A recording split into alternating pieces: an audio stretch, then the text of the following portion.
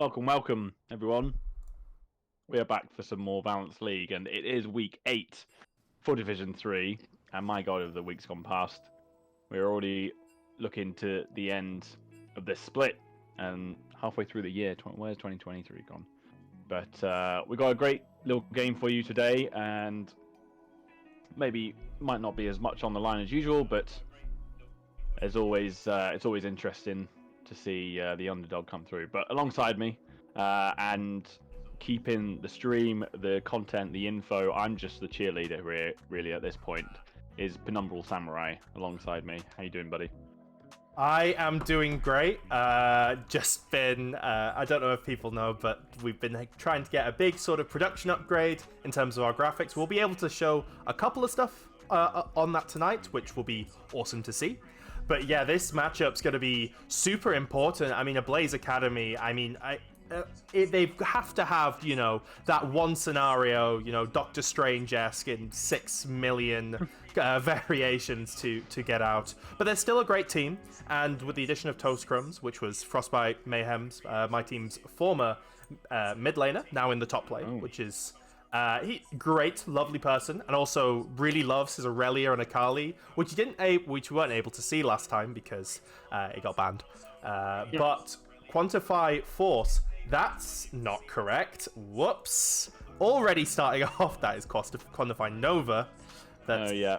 Whoops. Nova, not Force. The thing is they all have the same logo, so it's annoying to like... But yeah, Quantify Nova very much do have a shot. With one game behind Mayhem and Outlaw Cowboys, they really need to win this game to keep their hopes alive. 3 teams go out in the relegation zone. Ablaze and Quantify are both in that drop zone, so this is very important for both teams. Yeah, like you said, we were talking off stream, weren't we, that there is kind of, it's that interesting, what if and could it happen, and Quantify Nova, they've got to win this game, obviously. I mean, that's the kind of danger, isn't it? That if they lose this game, then all of the other ifs, buts, and maybes doesn't really matter. So, yeah, important to get this win. And the Blaze Academy, obviously, maybe not as much to play for, but always good to upset the odds. So, yeah, we'll see how this goes. So it sounds like you might have a bit more info on how this game might go then, between the two teams. Yeah, so Nova really had a bit of a beating in the first round. First couple of games, they were against their own team of Quantify Forced. They were against Frostbite Mystics, Gracelight, all the top teams. They really went through the thick of it in the beginning. But Krieger on his Ornn and his Fiora, the 2 picks that he really likes one-tricking, he was able to play them a lot. JDG Icky, I actually met him, I was actually versed against him in a Broxer tournament that was cast. We met in the quarterfinals. Really good when he was playing ADC, and even better on his mid lane. His Silas, I think I remember some Kale and some Set. He's really into his, the Set particularly, he's really into his melee mid laners. And with Matt Satter and I smoked Ivan. Unfortunately, Ivan nerfed on this patch of 13.13, but a very strong 2v2 bot lane, and yeah, very much the favourites to win, I would say. Yeah, interesting you mentioned Ivan there. I've not really seen him come up. I forgot he was a champion actually for a bit. So interesting that he's now been nerfed again and probably been put back under the ground and reduced to a little sapling. Yeah. Well, actually, he's been played a lot recently due to his buffs because of buff sharing. That was Ivan's whole thing. He got and it's actually one of the pioneers of this has been G2 Hell, the G2 all-female team. They would flex Ivan first pick into 3 roles. It would be top. You could do jungle, Ivan mid, and I am a little bit loud, so I'm just going to turn myself down a little. And even the support as well. It's so useful to have in a protect comp, objective control. It is just so versatile, both in draft and in your game, in yourself, in terms of the comps that it gives access to. So it did need to get nerfed, but still very much in a strong position. We might see one of these teams pick it up. Yeah, okay. Yeah, interesting. I mean, we do literally have someone called I Smoked Ivan as well. So clearly there's some kind of theme in here. Feels like it's all meant to be. This is quite clever. So, as you can see on his name, His name is I Smoked Elven, but that's because of the font that's used. It's actually it's read as I Smoked Ivan because it's a lowercase L. So it might be the case that like I don't know, it worked better or shit. We're already in game. That's okay. So we weren't ready for that, but we're in the draft now, and hopefully this all works. Oh, yeah. Straight into it, but clearly don't want to be waiting around. Just want to get straight into that action and going into this pick and ban phase. And yeah, I've had a quick look at Ablaze as well, and their kind of usual picks. And this is interesting because I can't see any bans. I think Ablaze do not have bans. I'd love some confirmation in the chat. Oh, okay. Yes, Ablaze do have no bans. I think that's because they submitted late or they had a roster change. It actually looks... I do believe it is a roster change, maybe with Blazing Midlight. But the top should be the case. Obviously, I'm going to be expecting a Rengar ban, especially against the one trick of Rengar. I remember last game where we saw Ablaze Academy. It was... Aurelia, Akali, those are Toastcrumb's favourite champions, along with the Rengar. We might see the same here from Quantified Noah, or we might see a little bit of a variation. Yeah, mix it up a bit maybe. This, like you said, later on in the stage, but there you go. Speak the words and it shall come true. So indeed, the Rengar is taken away from the people's Rengar and going to have to be going some different route. But maybe this is a bit of time for... trying new things out, not sticking to your best combo and seeing what works or what doesn't. So, as you said, the patch has come out, the changes have come through, and been quite a few nerfs. There's really only a couple of buffs. I think Vi might have had a buff, but yeah, obviously it was very much a focus seemed on the nerfing side. So yeah, as you can see, Ablaze not getting any bans, so it's gonna Quantify. I'm going to get any bans, I should say. No, it is Ablaze. Ablaze aren't getting any bans. Right. We do actually see the Milio banned out, which means Aurelia is open and Toastcrumb's on it. The Yuumi, by the way, is a bit of a troll. I know it's being hovered, but they were just talking about it in chat. Yeah. The bans being Yuumi, and Yuumi. This Syndra is brought to both Xiaohum and maybe even flexed. Is maybe more... Don't pick it for the memes, please. Come on. You need to win this, Ablaze. There we go. No, the Syndra flex is picked up. Yeah. Syndra doing super well at the moment across the board. So, strong control mid lane. And obviously you can be using the bot lane as well. So, have you seen Ablaze use it in the bot lane much? You come across that before? It's possible. I mean, when it comes to Mr. Carl, usually going to more towards that Ashe or, okay, let's play the VL drinking game, take a shot when Alex says Jinx, and because Jinx and VL just go together like, I don't know, bread and butter, grapes and cheese, like it is just... so we might see a Jinx picked up. The Amumu is also a pretty VL standard there. Probably going to go into the hands. It's very flexible as well. I would, if I was a betting man, I actually would see this probably going to the hands of I Smoked Ivan. Really loves those engaged supports of Nautilus, Rakan, and also Amumu. With the Sivir picked up, that is a ADC and support jungle flex. Yeah, I think... not seen much of an Amumu with a Sivir, obviously Sivir being more about the mobility, so maybe something like a Lulu might come through instead. Is quite useful. Rakan obviously does pretty well with that. Can I just say, Toastcrumbs, can you get out the chat? You're not supposed to be watching this stream. Your name is on the screen.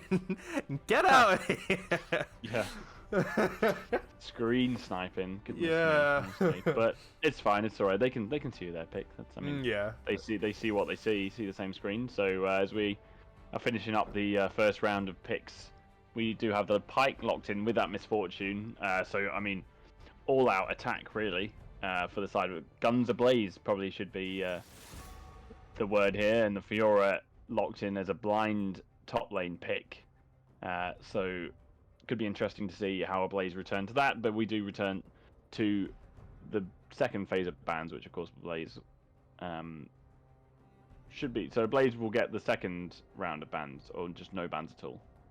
Who even knows? I do not keep up too Shall well see. with the VL like mod decisions. But just as a quick note of this draft, so the Fiora is a creator special. It's up there with the Ornn that we saw is his most played champion. I actually think he is tied with Ornn as Fiora as the most picked champion. The good thing about Red Side is that you can bat on R3, you can pick something blind like a Fiora, something that does have counters, and then in this next phase, Aurelia, the other one of Toast Crumbs' signature duos, and then along with that aggressive the Jarvan, who's going to combo really well with something like a Misfortune ultimate and a Pike ultimate. You really give the Fiora a lot more breathing room than if you were just standard, first, blind picked your top laner. Yeah, that's true. Yeah, I mean, Fiora is not too bad. I mean, as long as you know what you're doing, you should be fine playing the Fiora in the top lane. And yeah, like you said, the Aurelia taken away, so that's a big one not to have to deal with. I mean, Fiora will struggle against the likes of obviously Jax and maybe a Darius as well. But even then, a good Fiora can pretty much duel anyone. She is the duelist of the Rift. So Fizz locked in. Haven't seen the fish for a while in my recent casts, but always. I mean, that assassin approach. I mean, certainly this is a lockdown on the Fiora with the Kha'Zix to respond in that same pool of assassins, and if that's a Blitzcrank, if that is locked in, then this looks like it's a mid lane Pike or even a top lane Pike. No, so this is probably going to be a, well, I imagine Misfortune Pike, but I mean, who even knows at this point? The Kha'Zix locked in is going to be all aggression, it's all pick side. Right. We do see the got locked in for that top lane, and so that Pike will go on to Blazing Midnight, but there's so much pick potential on the side of Ablaze, but there's not a lot of range. I do tend to like pick. I love it in these comps because you're able to punish mistakes pretty easily, especially with the likes of Syndra and that ultimate. But with the likes of Sejuani now picked up going towards that jungle, and Mumu going into the bot side, what this is going to mean is you've got a lot of heavy tanks to get through. You don't have a lot of shred. Misfortune not known for her high single target DPS as opposed to something like a Vayne or like a Sivir. And you've got much more traditional 4-1 team fight press ultimate from Quantify Nova. And I think if you're in a situation where you're in the river and you're contesting around this dragon, it's a lot harder for Ablaze to use those tools to sort of leverage the fight when you have things like the Curse of the Sad Mummy, the Sejuani ultimate. The Fizz does mean, they don't have a lot of range themselves. However, I think this Fiora Sejuani combo, as someone who was a Sejuani enjoyer beforehand, the Frostbite stacks you can get on this are insane. It's such a strong 2v2 combo. So we will have 3 minutes before we go into game, but I'm leaning towards Nova here. Yeah, I think you're right. I was trying to unpick Blaze's composition, and obviously you've got some, the team fight potential of the Pike with the Death from Below and the bullet time on Misfortune, but then you've got more single targets, isolated approach champions like the Kha'Zix, like the Syndra, and even the Urgot, really. So I'll be interested to see how that kind of pans out, because like I said, I think Quantify Nova have got seems like a more focused composition, They've got the Fizz who can disrupt a full team fight. The Mumu, obviously, the Sivir is a team fighting ultimate as well. Sejuani, like you said, a lot of melee champions as well. The Fizz, of course, like you said, will stack that permafrost on the Sejuani too. So, a lot of lockdown from Quantify Nova, and then obviously, I mean, most of the power is on this Sivir and Fiora. Fizz obviously will be doing his fair share as well, no doubt. But I do really prefer Quantify Nova's composition at the moment. But like we said, anything can happen, and it's all about kind of that earlier game. Who can really grab this game by the scruff of the neck? Can the Kha'Zix get on the map and not be bullied by the Sejuani? Not be squashed. Yeah. So If yeah, I mean, Well, yeah, sorry. go on. If I was just gonna add on to that, regardless of any sort of ergot 6-0 in lane that sort of decides the game outright, it's gonna be very interesting how these two assassins in Rengar, People's Rengar, he's playing Kha'Zix. Yeah, That's gonna mess with me. That's gonna be a fun one People's to catch. Rengar gets a penta on Kha'Zix. On Yeah, Kha'Zix, yeah. could be And interesting. how Pike, how Kha'Zix and Carl are going to operate this as jungle support is so important.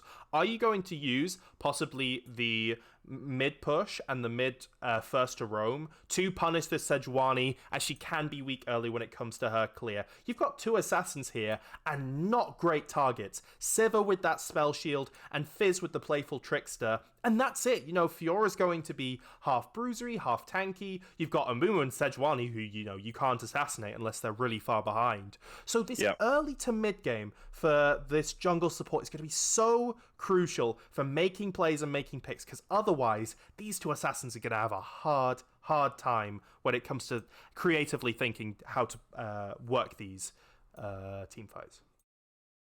Yeah, exactly. It's got to be a bit of a strategy here, and you know, can't just grab the first person you see because you know, the Mumu and Sejuani is going to provide a nice beefy front line as well. And Fiora is pretty hard to hold on to. Fizz is going to be hard to target. So I mean, if you're Ablaze, your best target is the Sivir, but you've got to get through, you know, 4 members in front of her.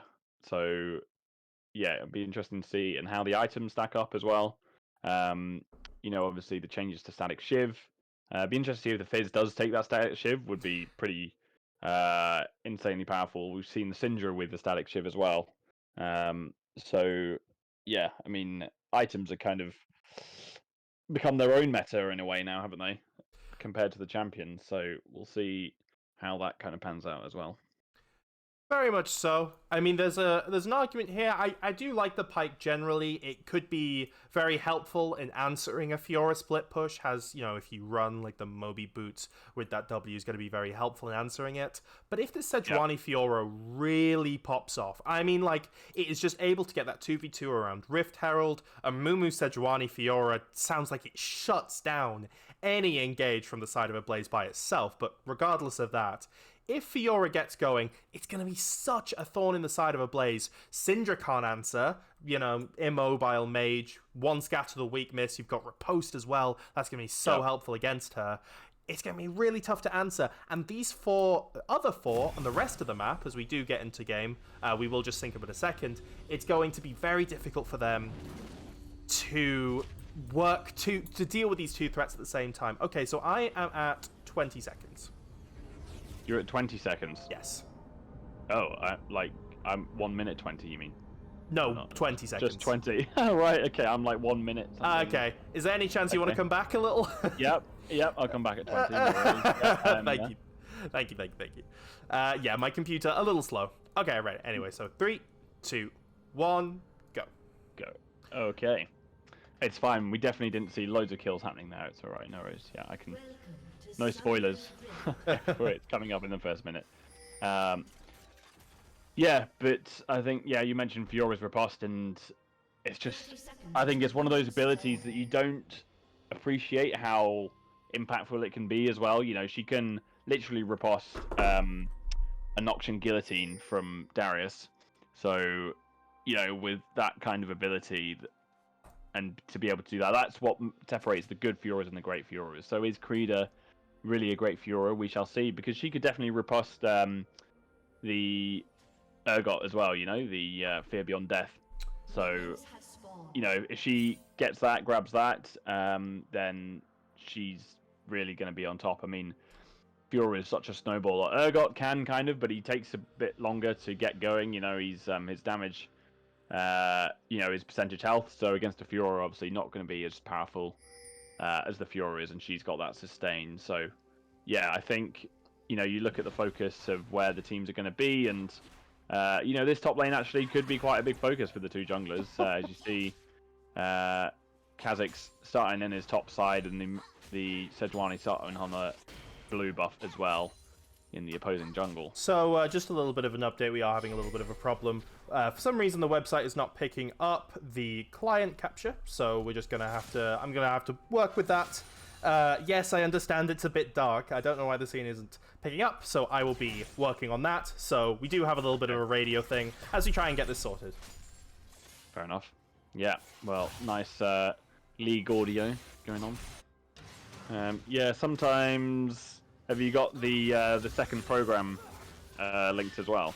Yeah, it's just not picking up the we've gone in for a flash though as well, straight onto the Sivir, and its first blood is going to go over to Ablaze. The pike straight in there, and the flash was burned from the Sivir. No exhaust popped, and Ablaze are the first ones to really put a thorn in that side of Quantify Nova. Yeah, it was a lovely play. You know, Midnight and Carl on that Misfortune pike. It's super important for them to get ahead on those two high burst, high damage assassins. And yeah, they're certainly doing it. As, yeah, apologies folks, we're still trying to get this stream up and running. We see Necroshade in the mid lane, going on to Xiaochun. Yeah, going to be caught out as well. The jungler is here to try and help out People's Rengar. Is he going to be able to do anything? I think the Syndra's going to go down very, very soon. She's still alive. The full stacks of Permafrost did not come out, and People's Rengar on the Kha'Zix gets his first kill of the game, and now it is a turning round of the tables, and in the end the Syndra survives from that initial gank, and it is a 2-0. Ablaze really powering forward now. Yeah, it was lovely from them. Again, we have a 1-for-1 now. Gold back to somewhat even, and again, I'm not even on the game because I'm trying to fix this goddamn game. So cool. Please, back to you. Yeah, I'll keep going with my audio descriptions as well, you know, for everyone watching. We are inclusive stream here as well, so we've got the Sivir coming out. I feel like, yeah, those radio commentators when they're commentating on football, you know, like they've got a, like, Misfortune hits the minion, she gets another minion, Pike is walking forward. Oh yeah. You know, and they're passing like every ball, and yeah, that's what I've got to do now. See. Yeah, I try and do that sometimes with like when I talk about the other teams. As I just bro Nocturne is so broken this patch is just what I've read on there. As I think what we're gonna have to do is we're gonna have to cheat and go straight back to generic. And hopefully, yes, now they can see. Yeah, all back to normal. Yeah, not quite got the fancy tech. Let's see, we can see here though, Necroshade looking for a bit of vengeance in the mid lane, trying to get on the board when that really badly failed game. The Syndra's coming forward though. She is going to walk straight into the horns of the bull, and this will certainly go the right way this time. JDG Icky getting the kill there, and the Fizz has got his first kill on the board of the game. And we see the Sejuani melee sync up really paying off there. Was able to get the Frostbite really early, allowing Fizz to get his full combo off. Didn't even have Ignite, but because the Syndra was so low health, without the flash from that previous gank earlier, it was an easy kill, and nice for the team of Quantify Nova to get back on the board. Yeah, really needed. I mean, it's, again, one of those things that the next kill was really going to kind of show the flow of the next probably 10 minutes. You know, if Ablaze had got their fourth kill of the game, then, you know, really would have been an even bigger mountain to already climb for Quantify Nova. But they got that kill back. Gold deficit is at about 1,000 gold, so not a huge amount. And I'm just checking kind of the gold across the lanes and the jungle, and at the moment, really the lead for Ablaze, you know, you've got about 300 on the Misfortune with just that assist. And then about 300 in the jungle as well, with some other gold here and there. So yeah, really in the jungle and the bot lane at the moment. But People's Rengar, yeah, 1 kill, 1 assist. You know, really got to emphasize that pressure now. Some good damage coming out in that bot lane. And the Fizz has gone in though as well. The fish has come out. The Syndra is getting lower and lower. She is not level 6 yet, so that unleashed power is not going to be able to do any damage for now, but is able to walk away. I thought that was chaseable there from the Fizz, but maybe since the People's Rengar was in the way, People's Rengar who's on the Kha'Zix, Necroshade going in, but nothing will rely so much. But yeah, Fizz getting level 6 with that ultimate. It might be Ablaze who get the river control for now, but that mid pressure that will be able to come in with the resets coming in they won't go for the dragon and catch that wave. Yeah, all a bit kind of that Drake dance at the moment, isn't it? Infernal Dragon as well as a solo buff is obviously really incredible there. Gets a good hook onto the Misfortune, but unfortunately the ADC for Quantify Nova is not able to follow up. So yeah, really struggling here on the Amumu and Sivir at the moment. Still level 5, both sides of that bot lane. But Does have... Yes. Oh, sorry. No, it's all right. We're still learning. We're still learning how to sync up. This is our first time casting together. Is this your first time casting in VL? May I ask? No, I've casted. This is probably my third, fourth split, maybe. Oh wow. Okay, so yeah, no, I've done a few, but in terms of League, I've kind of stepped away a bit. I'm playing Overwatch at the moment. Sorry. But yeah, so I do keep up with my knowledge. But in terms of Balance League, yeah, sometimes a bit dipping out. But first time us casting together, yeah, indeed. So can be a bit rusty. But yeah, you can see there's a bit of looking around at that Drake now. Sedwani Necroshade is looking to size it up. You are forgiven, given the fact that you have to play Overwatch. So I will forgive you for that one.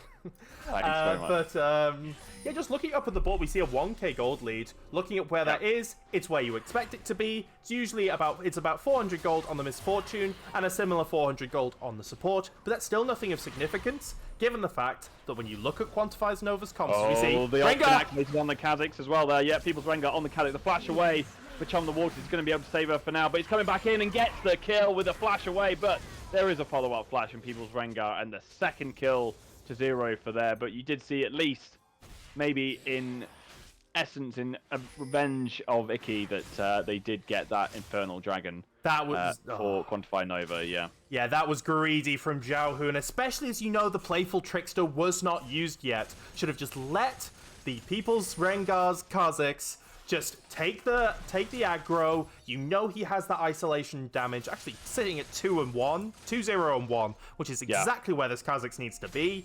Hopefully he can propel his team into the game. Maybe get in the face of this Sejuani, as she is just clearing very, freely. And with the mid prio that you're getting, I think you could extract that a little bit more, counter this vision that you've got from Quantify Nova on the bot side, and use to leverage that, because you need, again, cannot stress this enough, you need this this early game to get snowballing. Yeah, for sure. Yeah, it was like we were saying, wasn't it, that the Kazakhs need to get on the board, because it's going to be a long hill back. Once that Sejuani's tanky, once that Amumu has got his armor, it's going to be so much harder, and got in there straight away and got those 2 kills. But crucially though, Necroshade is objectively ahead, as we can see, is hovering on the Rift Herald, which is off Director's camera, because Director's camera doesn't care about Shelly, sadly.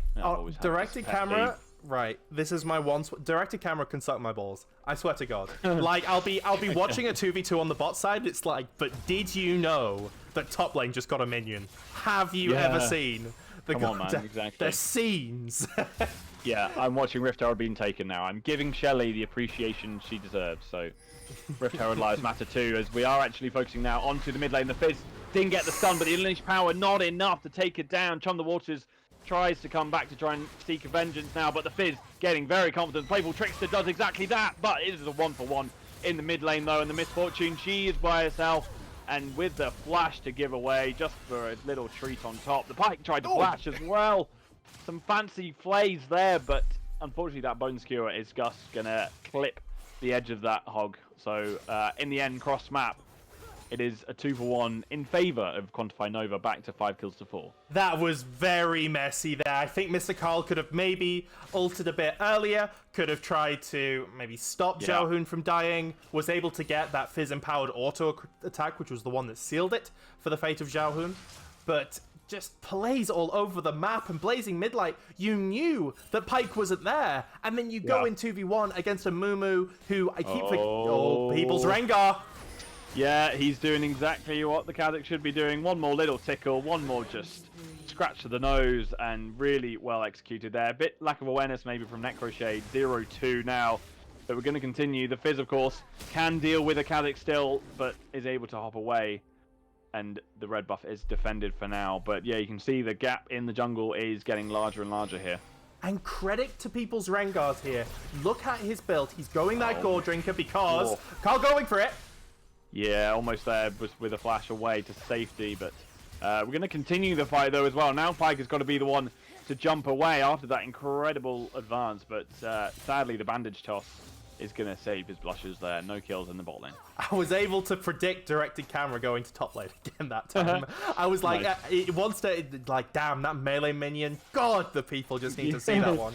Yeah, and they did, yeah.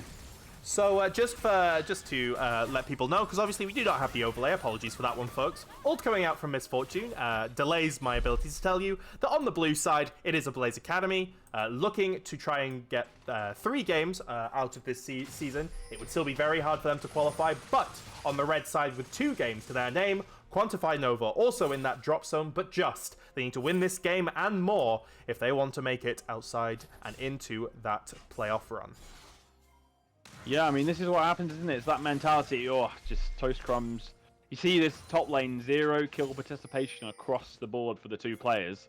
And you can see they're just on the edge of getting that first kill. This is the least action top lane I've ever seen, really. I mean, you've usually got 1 kill or assist by 10 minutes in that top lane, especially with an Urgot and a Fiora. I mean, you know, it's not an Ornn and a Maokai or something, you know, but this mid lane, in contrast, has been the key of the action right at the moment, as we've had 7 kills already involved in that mid lane, but 0 in this top lane. Is this kind of, you saw this coming, maybe the players being a bit kind of more cautious? Maybe not from Toast Cribs. He does have a little bit of a CS lead. Necrochet trying to contest every single buff. Yeah, it does have that passive, though, to be able to fend off the Kha'Zix for now. But Kha'Zix, he's a very small bug. He's getting ignited. He's going to get squished. He has activated the ult, though, to get to safety for now. And the ignite was returned onto JDG Icky. And for now, he is able to also go away and lick his wounds. Just very, very close there. As this Hextech Drake is up and looking to be taken.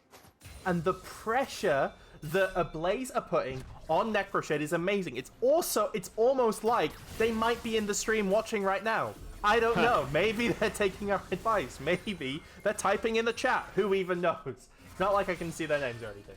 Nobody knows. I just ignorance is bliss. Ignorance is bliss.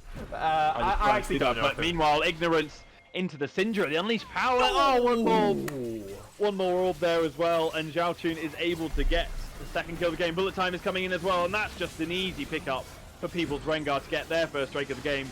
And now the fight will continue there. A great stun across the board from Zhao Chun as well, and it is an absolute landslide for Ablaze here. And Quantify Nova, they just have 2 champions left on the map, and they are really with their backs against the wall now. Oh, Nova just collapse in the face. Zhao Hun gets that solo kill, is able to use that mid pressure, make the lines. Oh, missed a call almost, you know. Trying to maybe get Nova back in the game.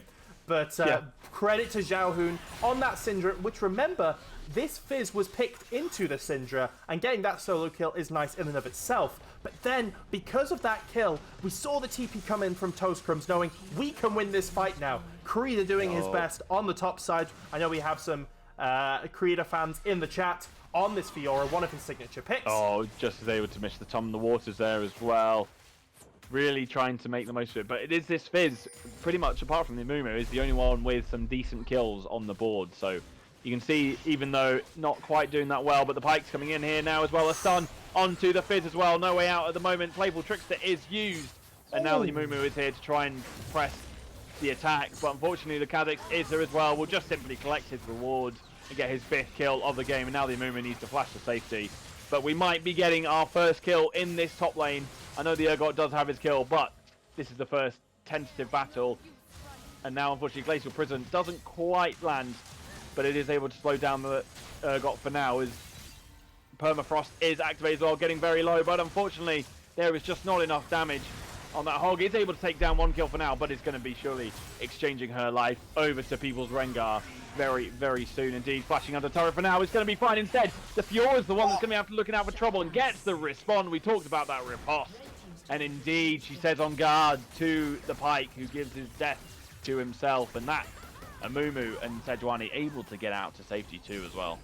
Oh my god, these top laners will never kill each other. It is everything through their own other teammates, but nothing. These top laners will never kill. All of their kills have been from the other team.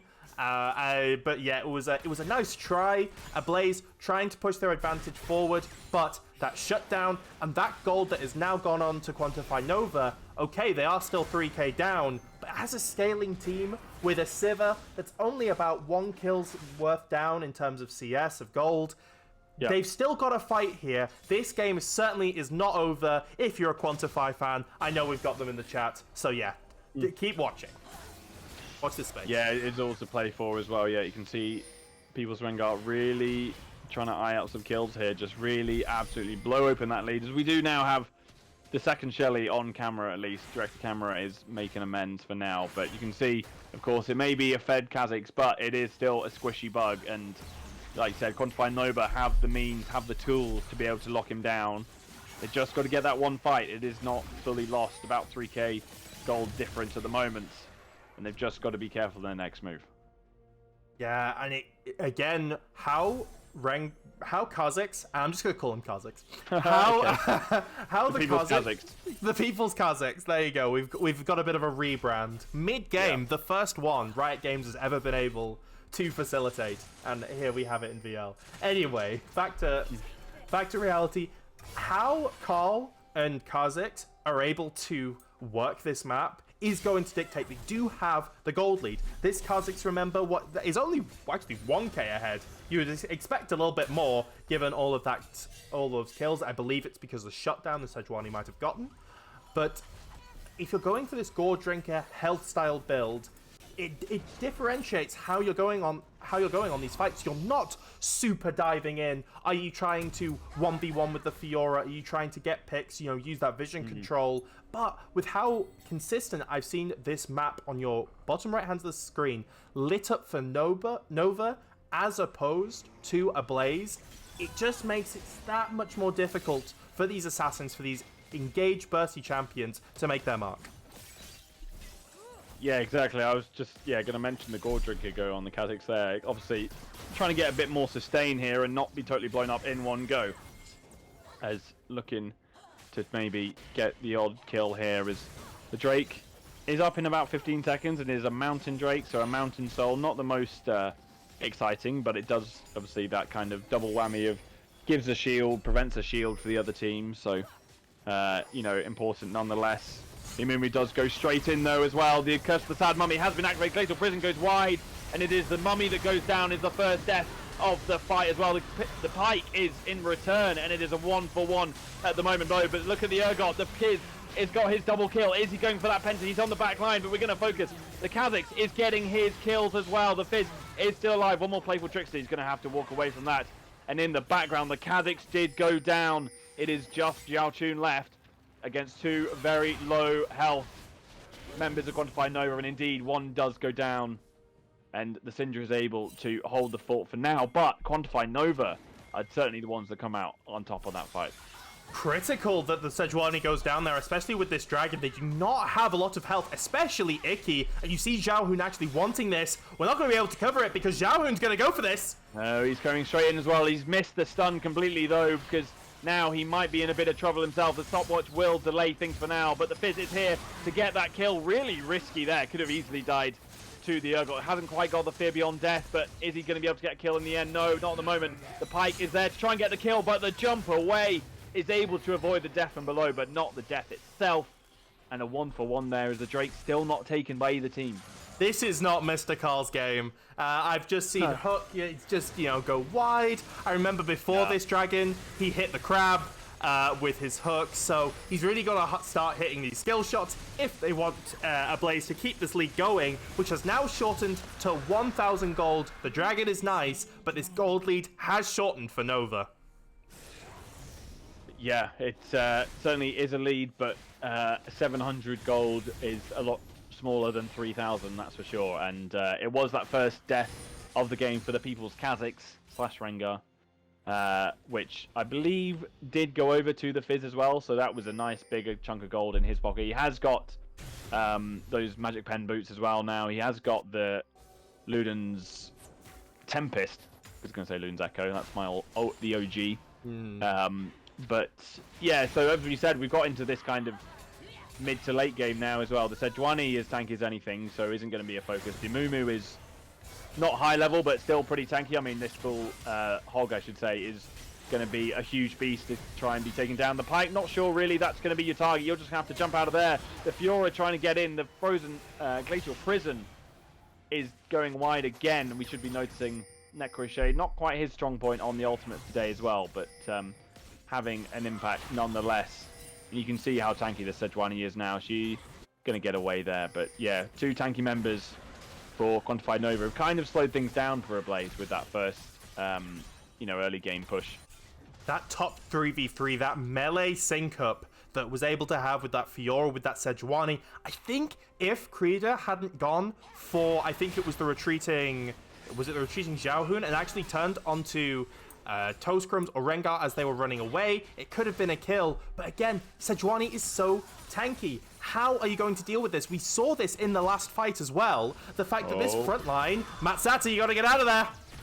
Yeah, one more hit should do it as well with the red buff just to slow her down. The flash combined, but there is the Amumu, there is the TP to respond.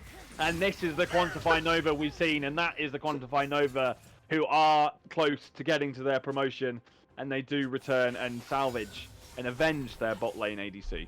That is the support's kill, and Ivan is not giving it over for a second. Using the Curse of the Sword Mummy, using all the bandage tosses. I see that TP coming in, Krida, but you're not getting at it for damn life. So yeah, Krida TPing and not getting his kill.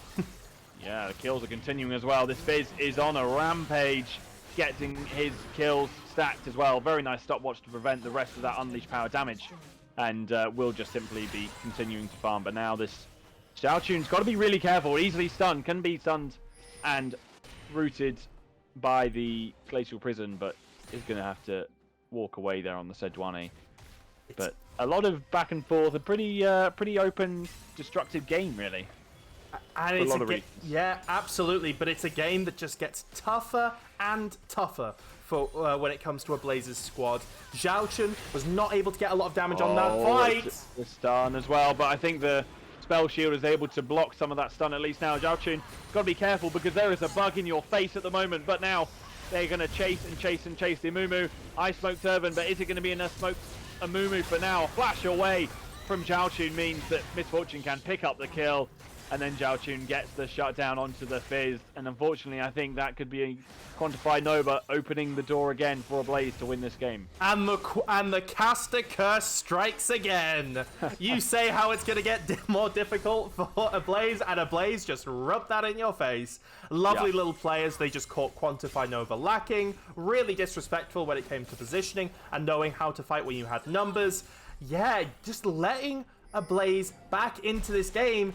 Nova, you need to win this game when it comes to these standings. You've got to get out of this group stage. And yeah, just you had a good plan. We have a good plan still. You know, you're not too far behind on Drakes. You did stop the Drake stacking with that first Drake that you're able to secure. You have, you know, a good team comp that in theory crushes Ablaze. But you're just not leveraging it. You're taking these scrappy skirmishing fights, which a Rengar and a Pike is always going to be able to outdo you on. So just play together. Just, you know, maybe take a little bit of a mental reset. Be calmer on the comms.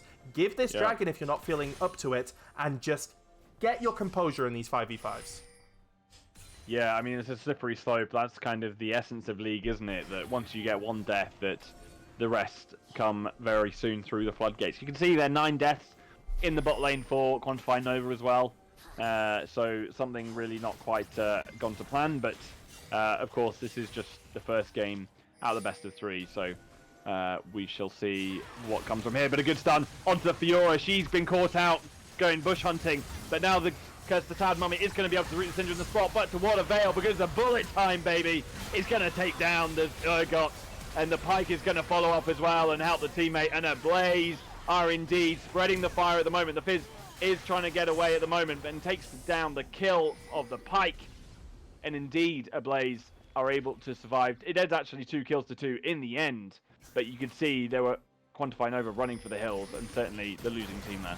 Nova almost threw it away there. You had them in the pinch, but the thing is they were just able to get out. You should have backed off there. But the fact that 3 members of Quantify Nova dived into them, it meant that the backline of Blazing Midline, who's able to get such an amazing ultimate off, you funneled and you allowed them to just take you apart. You need to be playing more open in these 5v5s where that backline isn't exposed, where Matt Satter isn't running, between 2 hectic fights, deciding which one to fight, and just play standard front to back. If you want to do 4-1, that's fine with Creeder on a flank, but you don't need to do these aggressive plays and leave your backline to dust. So just calm down, Quantify Nova, and just play more traditional front to back. You didn't need to throw it all there, but they were able to get 2 kills back for it, so that could have gone a lot worse. Yeah, exactly. It was best of a bad situation, really, wasn't it? So it did lose that second Mountain Drake, I suppose, giving the third Drake to Ablaze, an on-soul point, which, I mean, again, it's kind of, they can get that soul, but it's more of, you could have got that soul, the Sejuani could have had a Mountain Soul, the Amumu could have had a Mountain Soul, and it's so much harder to lose at that point, really. Like, the game almost does it for you. The stats do it for you. You don't need to catch someone out who's dashing off to your left. You have the bulky shield, you have the bulky front line, and unfortunately, you've got that late game Sivir, that late game Fizz, and just does the rest for you. But unfortunately, it's just those silly mistakes and just going too much. Thought it was a low hanging fruit, but indeed the fruit bit back. There's some kind of skirmishing going on here, but to nothing. God, the Syndra damage though makes mincemeat of that hog. Absolutely, and we've got a 3k gold lead.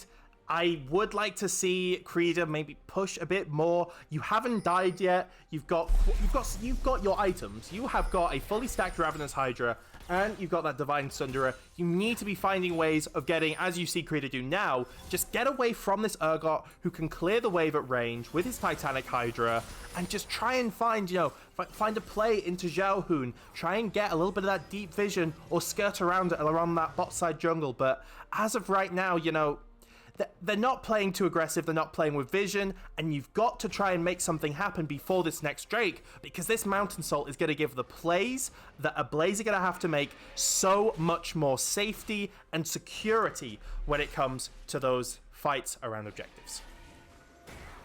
Yeah, indeed, it is essentially where it could be, but now they're locking up the Kazakhs. He is a very tanky bug now as well. You can see he has got that Black Cleaver. He's even got the Warden's Mail as well, so really aware of the potential to be shut down. And Creeder getting low, getting almost the first kill. The unleashed power is just too long and survives that riposte to take down Creeder. And that might even be a little caster's curse there. We really got to we should just let them play and not say anything. I swear I say that every other cast. But the thing is, you're going into a brush. I don't want to be too critical because it was a very good start, very good play. We see a team fight here. Jumps in as well. The Pike has been trying to do his stuff. The Misfortune is getting very low. She is able to pop off the bullet time though. She does go down. Quantify Nova have got the shutdown. Sadly, it's gone to the Amumu, his 3rd kill of the game. Whether that comes to fruition, we shall see. But for now, it is Ablaze who are running for the hills at the moment. They are able to root and lock down the Urgot for now. He is shooting for his life. The Pike doing what he can to help his teammate, but to no avail. And that is a 50-second death timer on the Urgot for his 4th death of the game, though. And an unleashed power coming through. Just so lethal at this stage of the game. And it's all a bit mad at the moment. The Kazakhs flashing away just in the nick of time. But the Xiaotun, though, has got that Void Staff and can really take on anyone down, though. People's Rengar, has he been caught out, or was he the bait indeed? Mr. Carl, finally the death from below comes and prevails, gives his team a nice juicy gold in their pockets. And now Necroshade is just by himself. He's trying to take down the Kazakhs in spite of that, but to no avail. Oh, and again, it's a fiesta. That's what it is. Yep. In the end, this is a goddamn fiesta. It was just can't quantify that. No, yeah. Oh my god, I think that is genuinely the first Quantify joke we've actually had. God, so well, yeah, you are privileged. I've not thought of it like that. I'm here all week, folks. But oh my god, what to say? Like there was mistakes there. Initially it was the mistake from Ablaze. You had the advantage in Syndra, who was able to get that 1v1, and she was roaming up. But then you played too far aggressive in the jungle, and you had the 4 members of Nova there saying, "Look, it's a 4v4. We just saw Syndra. Let's go for this." While we have it, you've got those 2 melee members in the, I believe it was the Sejuani and the Fizz, who are able to get this going. But now you've got, I could see this working, the TP coming in from Toast Crumbs thinking they're going for the Dragon, but actually, Nova want to trade for the Baron. Yeah, it's a really nice move. It may be a Mountain Soul, but again, it's not the most pivotal soul in the game, of course. And Quantify Nova, they pulled the plug. They are going to it. They're pulling the trigger, I should say, not the plug. Because they are half healthing the Baron right now. 4,000 health. You've got a Sivir to finish the job as well. And they are easily going to take this Baron before Ablaze even can get to the front door of Baron's house. Because that is a brilliant turnaround there. And Quantify Nova might have just kept themselves in the game.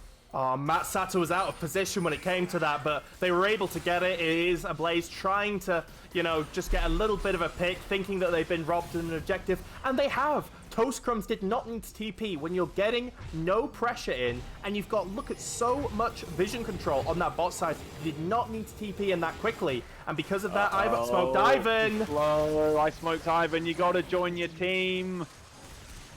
That was, yeah, I mean, that's a very well wrapped up mummy if I've ever seen one. Yeah, yeah, it's a shame because you no longer have the wave because you have this man advantage down now. The Acadix has gone straight into the middle. He is a tanky bug though as well, so he's able to survive the initial onslaught. He's walking away for now, but the Fizz is the one to get the first kill of the fight. And in the end though, Toast Crumbs is going to return with that kill as well, but the Sejuani may have been tanky to begin with, but we've got a godlike Syndra. She has the Void Star. She has the tools to take down Quantify Nova and take this first game of the series with her 12th kill of the game. And indeed, we've seen Quantify Nova. They may have tried to hold on into the game. The 4-man Curse of the Sad Mummy is able to try and maybe delay things, and now the Syndra's gone down. The turret has gone. It is just an Amumu though. And unfortunately, I think it's not going to be able to take down all 3 members, getting low himself. Indeed, that will be the end of that after that quite incredible back and forth. And in the end, Ablaze are indeed the ones to get game 1. Yeah, I mean, it was very scrappy. It was full of mistakes. And you know what? That's what Ablaze needed. That is what they were planning on doing this entire time. And it worked out, as we are just going to get back into the VL cast source, so I don't leak anything. But yeah, if you have such a scrappy game of loads of mistakes, the one that is focused around pick and one of not front to back team fighting is the one that's going to win. So it was well done from Ablaze, capitalizing on that. Big thanks out to the People's Rengar, Kazakh's Rengar, for being able to adapt their build and be very useful when it comes to these. I believe he's also the shot caller, so he is able to leverage that kind of experience that he's had with the team. But yeah, that wasn't good for Quantify Nova. They've got to, if they want to get out, if they want to prove that they want to get out of this relegation zone, then they got to play better than that. And that's. Yeah, they. You could see they had kind of roughly the ideas. It just wasn't focused, and I've seen this so much. Weirdly, mostly in the Balance League, but there we go. There is that initial fight, and then they just want a bit more. They just, you can see that kind of glint in their eye that, they may have taken the first piece of fruit, but they want the whole fucking tree. So, they go for more, and unfortunately, it bit them in the ass. And, the Fizz ended up with 8 deaths. Was on a rampage at one point, got that shut down, but 23,000 damage compared to his counterpart of 40,000. I mean, he was the highest damage. When you've got a Sivir and a Fiora who only did 10,000 damage, almost half as much as her Sejuani jungler. So yeah, there needs to be a kind of reevaluation of where you're putting your resources. Is she fully split pushing? And credit to Ablaze that they did fall, they did get caught out a couple of times, but they were more succinct in their own game plans. When they did execute the engages, they did come off pretty darn well. There were those instances, the Sejuani tried to gank the Syndra, and it ended up with a 0-2 favoring Ablaze. And it was those kind of matches and those kind of situations that meant Ablaze able to get that game won. Yeah. In the rules it says 15 minutes from game end or no long. Oh, sorry, I'm just reading some stuff. I mean, we will be back. Yeah, we will be back. We actually will just we will just have like a little bit of a break. As we do need some stuff. We do not have, I believe it is Quantify Nova in right now, but we will hopefully get them back. And yeah, a little bit of break, but we'll be back, as well as the latest news from the other games of this week.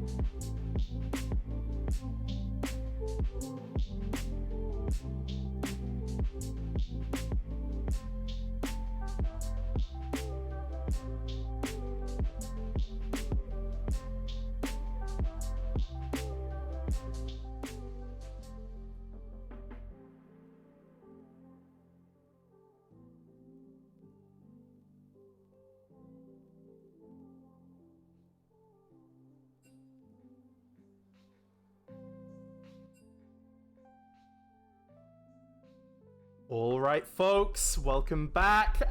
It is just a quick break as we were just making sure that Quantify Nova were all ready. But we do not have scores on the doors with the classic rock music this time. We are in the process of changing over our graphics, and so we weren't able to get that set up for this week. But we do have the scores coming in, and that is as follows. Along with Ablaze, obviously, as we know, taking the first game, Quantify Force keep up their undefeated streak. Well, they probably will, given the fact that they've won their first game over Frostbite Mayhem, the team who has currently 3 wins, and again, needs to win another one just to ensure that they are safe when it comes to this. If Frostbite Mayhem don't beat Quantify Force, it's Mayhem versus Nova to see who can maybe win that final place. That will be an absolute banger if we're able to see it. And other news is that Frostbite Mystics have actually lost to Gracebite Ruby in their first game. Gracebite Ruby positionally underneath the Mystics, but after that loss against the Quantify Force, and then also having a lot of games off, given the fact that Limelight Avalon had forfeited and other people were not able to go up against them, maybe out of practice. But Gracelight Ruby having the advantage as, yeah, that's enough about the other games. What about that game that we just saw? I think you might be still muted. Also, you can now play-by-play.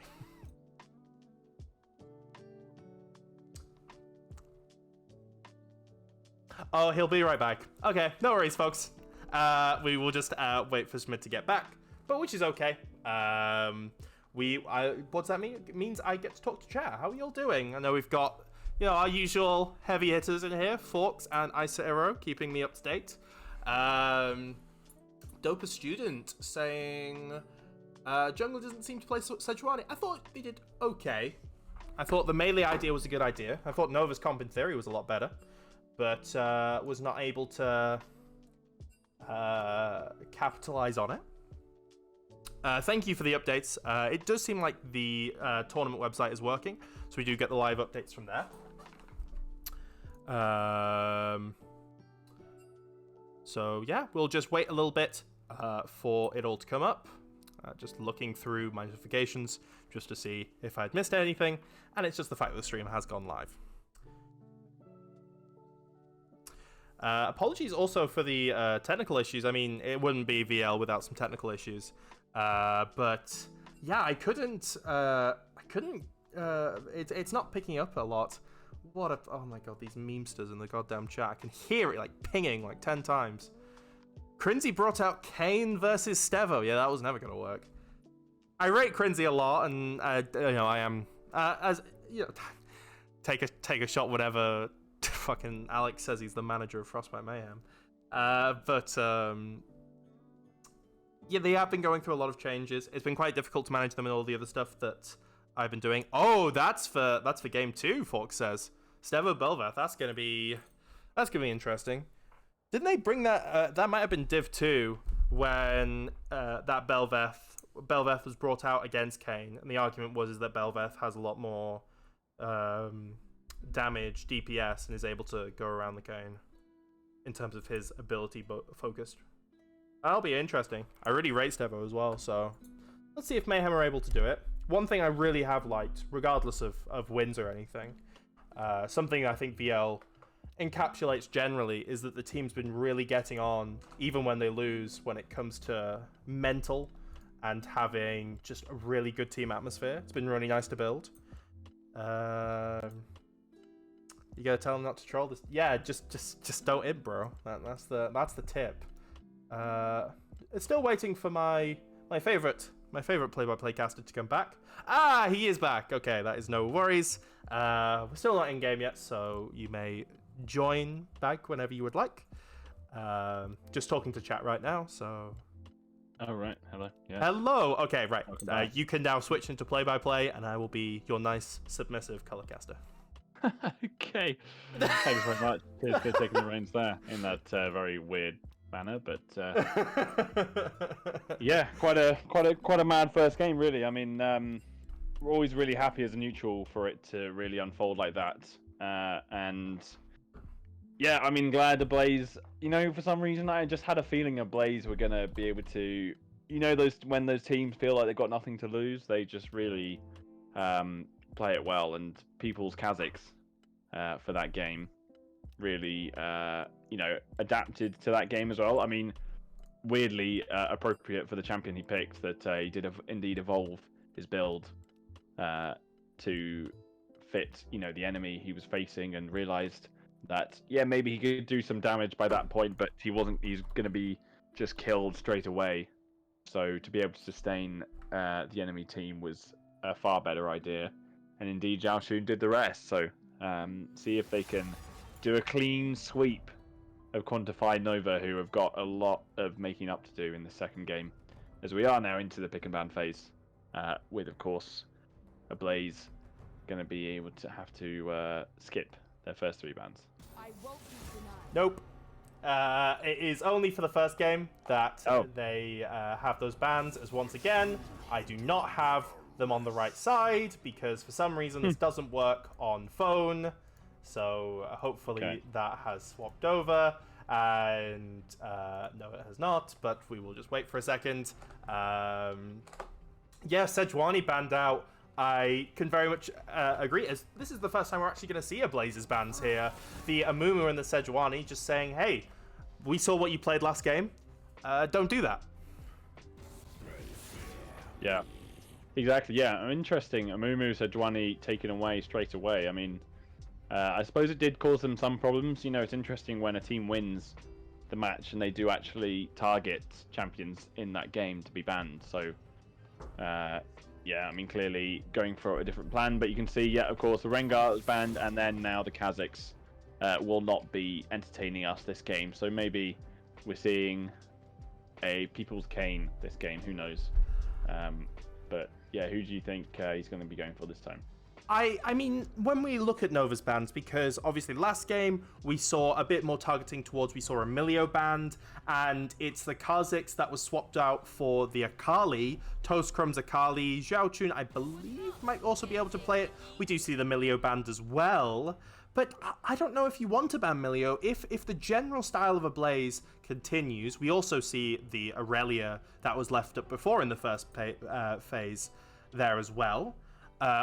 Should also mention that Quantify Nova, given that they had lost, chose red side for this round, so that's why they're there. But the Akali picked up, given that it wasn't picked up Wasn't was it because it was banned in the first game? I should just stutter through all my casting. I love it. Akali picked up. It's a flex, and having managed Toast Crumbs, I can very much tell you how potent he is on this aggressive melee champion. Right, yeah. Of course, Akali, like you said, can be in that top lane, can be in that mid lane, so doesn't give too much away for now, but of course the Rakan, quite the opposite, and you kind of know where he'll be going at least, so that is the support taken, and the Xayah combo looking pretty strong of late, so I'm really glad to see that come out, and interesting to see how Quantify Nova, that is where you've got to really put your power now as well. The Sivir Amumu just never really took off. The Sivir was just a bit of a backseat spectator in the end. So this Xayah has really got to be the one to pull the shots here and see how it does. But Poppy is a nice response to that as well, to try and negate that mobility. So might just be put a real plug into Quantify Nova's overall plan where their picks might just change who they're going to pick here. But yeah, it'll be interesting to see where the route of the picks go now. I smoked Ivan on his most played champion, and it is also Mad Satter, who is on a champion he plays quite consistently. The Ashe, I understand, maybe looking for that slow, maybe looking for that long range pick. It can assist something like a Poppy or an Akali go in, look for that pick potential. Rek'Sai here, and I am really loving Quantify's comp. That is, of course, if the jungler of Quantify, who is, given the fact that I've just clicked off everything, Necro Shade, the Maokai picked up is more traditional, and I think just comp-wise and identity-wise, this is going to help get put firmly in the center of Quantify's head that they're playing front to back, they're playing around bot side, and we're going to play nice, clean, non-messy League of Legends. The Syndra band out is good as well. Yeah, just to make sure, obviously there could be that Akali mid, but you never know. So Akali Syndra would be quite an interesting combination, but of course you've seen the Ashe Poppy taken already. But yeah, it was a shame. I was kind of curious to see that Rek'Sai. It would have really been, that would have been the full kind of, all-in sort of poker analogy there, wouldn't it? That the Rek'Sai was do or die sort of composition, but the Maokai a lot safer, sets up the Xayah nicely. The Rakan can utilize that as well, so yeah, like you said, it looks like they've got their top and mid laner still to go, so a nice tanky top laner as just hovered there just to shore things up and really empower that Xayah. Could do nicely. Really not a fan of those bans. I mean, Ornn is one of Creed's most played champions. They have to blind pick something because that R3 was used for jungle, which arguably, because the Poppy's probably going jungle, it's not some sort of blind pick, and you leave something that's just so easy blindable. I know you've banned the Sylas and the Fiora, a very strong top laner and a very strong mid laner. I think actually it is Quantify Nova's most played, JDG Icky. Sylas is his most played champion. You can also understand it as well into something like an Akali and an Ashe, but maybe not the Fiora here. This Ornn was going to be so nice, and it plays so well into Quantify's hands. Yeah, and you can see here the final pick being taken by Ablaze. Looks like it's going to be that Irelia. And changing at the last minute. Oh, the mind games. The mind games are always mental, obviously. But the mind games really come out there, and the Ahri picked at the last second means that is going to be an Akali top lane into that Ornn, which I've seen go both ways. Despite the kind of the one that seems obvious to come out on top, Ornn can have his moments in the early game. So we see here the new Neeko coming out, and really excited to see how that prevails as well. And you've really got to be on your toes against these this new Neeko passive. Yeah, very much so. It's like, you're playing a mini game with every wave that you have to collect. Neeko in the mid lane, which means it's not going to be as flexible in terms of roaming power. You will notice when the Neeko is not in lane. But just Quantify Nova with somewhat of a dream composition here. You've got disengage, you've got zone control, you've got brilliant long-range engage, Ornn and Maokai ultimates, it's press R and it's go. You know when you're fighting, and you know when you're not. The Poppy is a nice idea, maybe going into, if this Rakan had been paired up with something like an Amumu or a Zac, it would have made a lot more sense. But Maokai, he does have that dash with the W, but it's not as potent as something like that. And this Rakan can play much more around his Xayah, have a mid-game team fighting comp, which is probably where it's going to go to, where this game's going to be decided given last game, and you're chilling, given the fact you also have those Ornn items as well. So I love this from Quantify Nova, but it's power picks on the side of Ablaze with that Akali that they first picked, so Toe Scrum's got to make magic happen. Yeah, really is. I think you're right that Ablaze are really the ones that they may have won the first game, but that has clearly been put out of the mind to Quantify Nova because they mean business with this composition. And, it's a classic. Go back to the drawing board, do what you know, stick to the League of Legends, and, if that fails, then fair enough.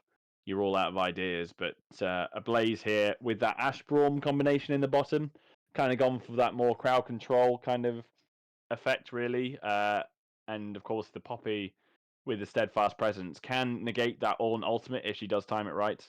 Can negate the Rakan engage. So it is really kind of a skill matchup in some ways here across the board. And but yeah, it's interesting. I'm not really used to the kind of the mid lane matchups and the the Ari Nico here. So maybe you might be able to shine some light on kind of how that lane will go as well. Well, Ari has been very strong for quite a while in mid lane. Just so much push and a lot of item flexibility as well. Maybe going for that Ludens, maybe going for that the stun one. Oh my god, yeah. The charm. The item that freezes in a straight line. Wow, I'm so good at this, guys. Frostfang. Is it Frostfang? Jesus Christ. Anyway, I'm not going to talk about items because I genuinely do not remember them. Anyway, going back onto the League of Legends. Sorry? Everfrost. Fucking hell. Thank you so much. Silverback'll just come on the screen. Just come on the stream. Do it for us. Frostfang. Frostfang, I think, was a couple of seasons ago. But just looking at the comp from Nova, get back on track.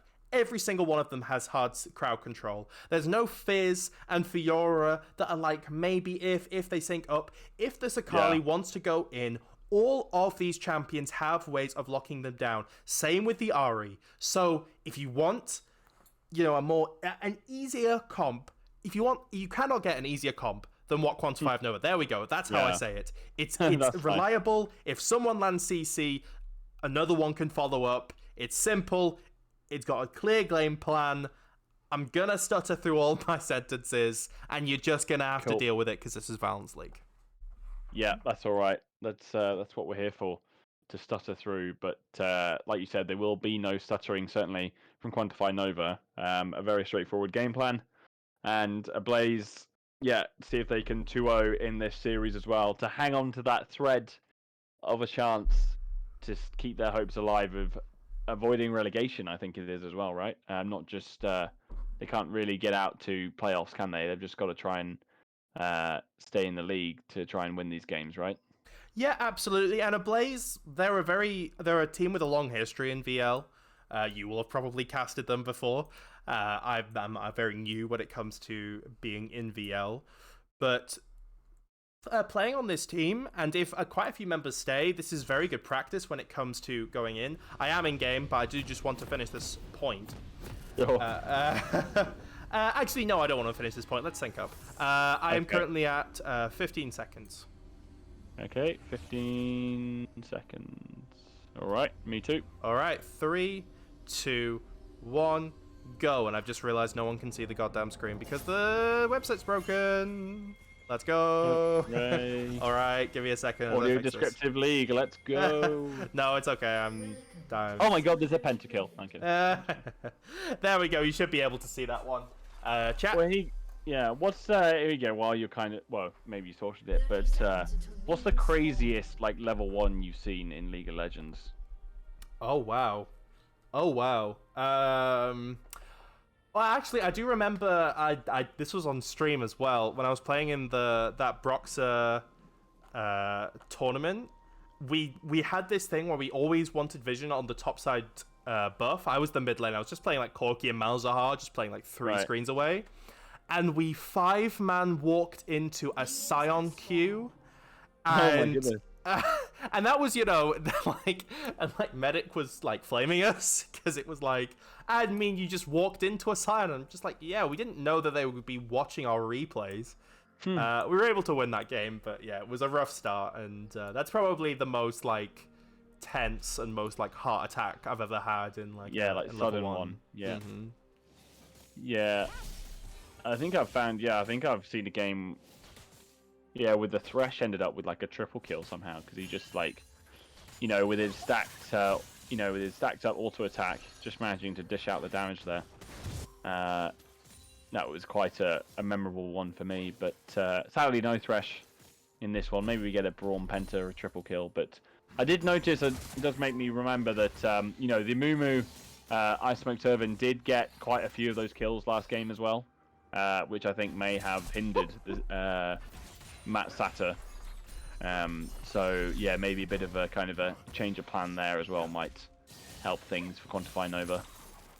Yeah, I smoked Ivan was just seeing red half the time in that game, just getting every kill. But yeah, this Ornn, I was wondering what Toast Crumbs was cooking up here. I mean, obviously we're 2 minutes and 30 into the game, so Toast Crumbs has a lot of time to cook on this. But Ornn just has so much close up burst damage. He can go for those short trades, which works so well with Grasp of the Undying.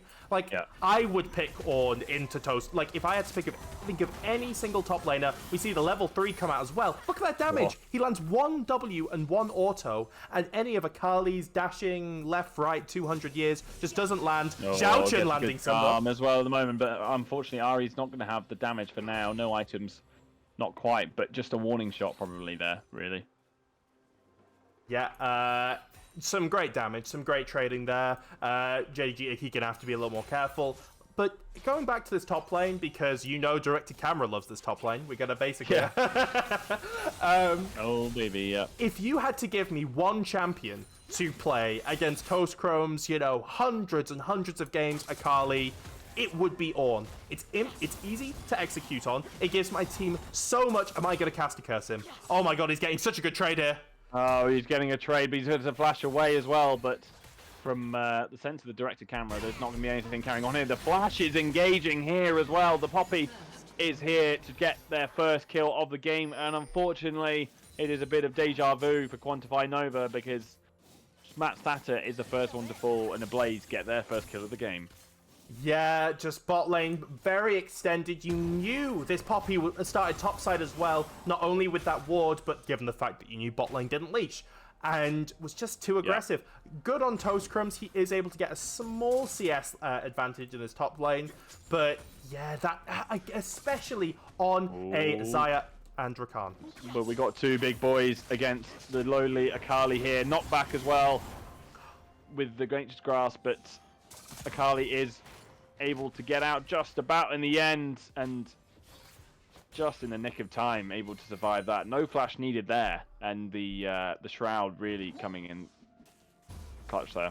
Yeah, the Ornn headbutt was quite pivotal there. He really needed to go. It was very much a 50-50. It was either you go for the pillar and assume that she's more leftwards, or go for right and think she might have double backed. Was able not to get it, and yeah, that Shroud, very strong, but at least it's not Season 8 strong, where it was just invisible to, like, towers. Also, I would just like a little bit of, just to go back, when you were talking about Frostfang, I do want to correct myself. It was not an item from 3 seasons ago. It was actually an item from 6 seasons ago. So oh my God. was...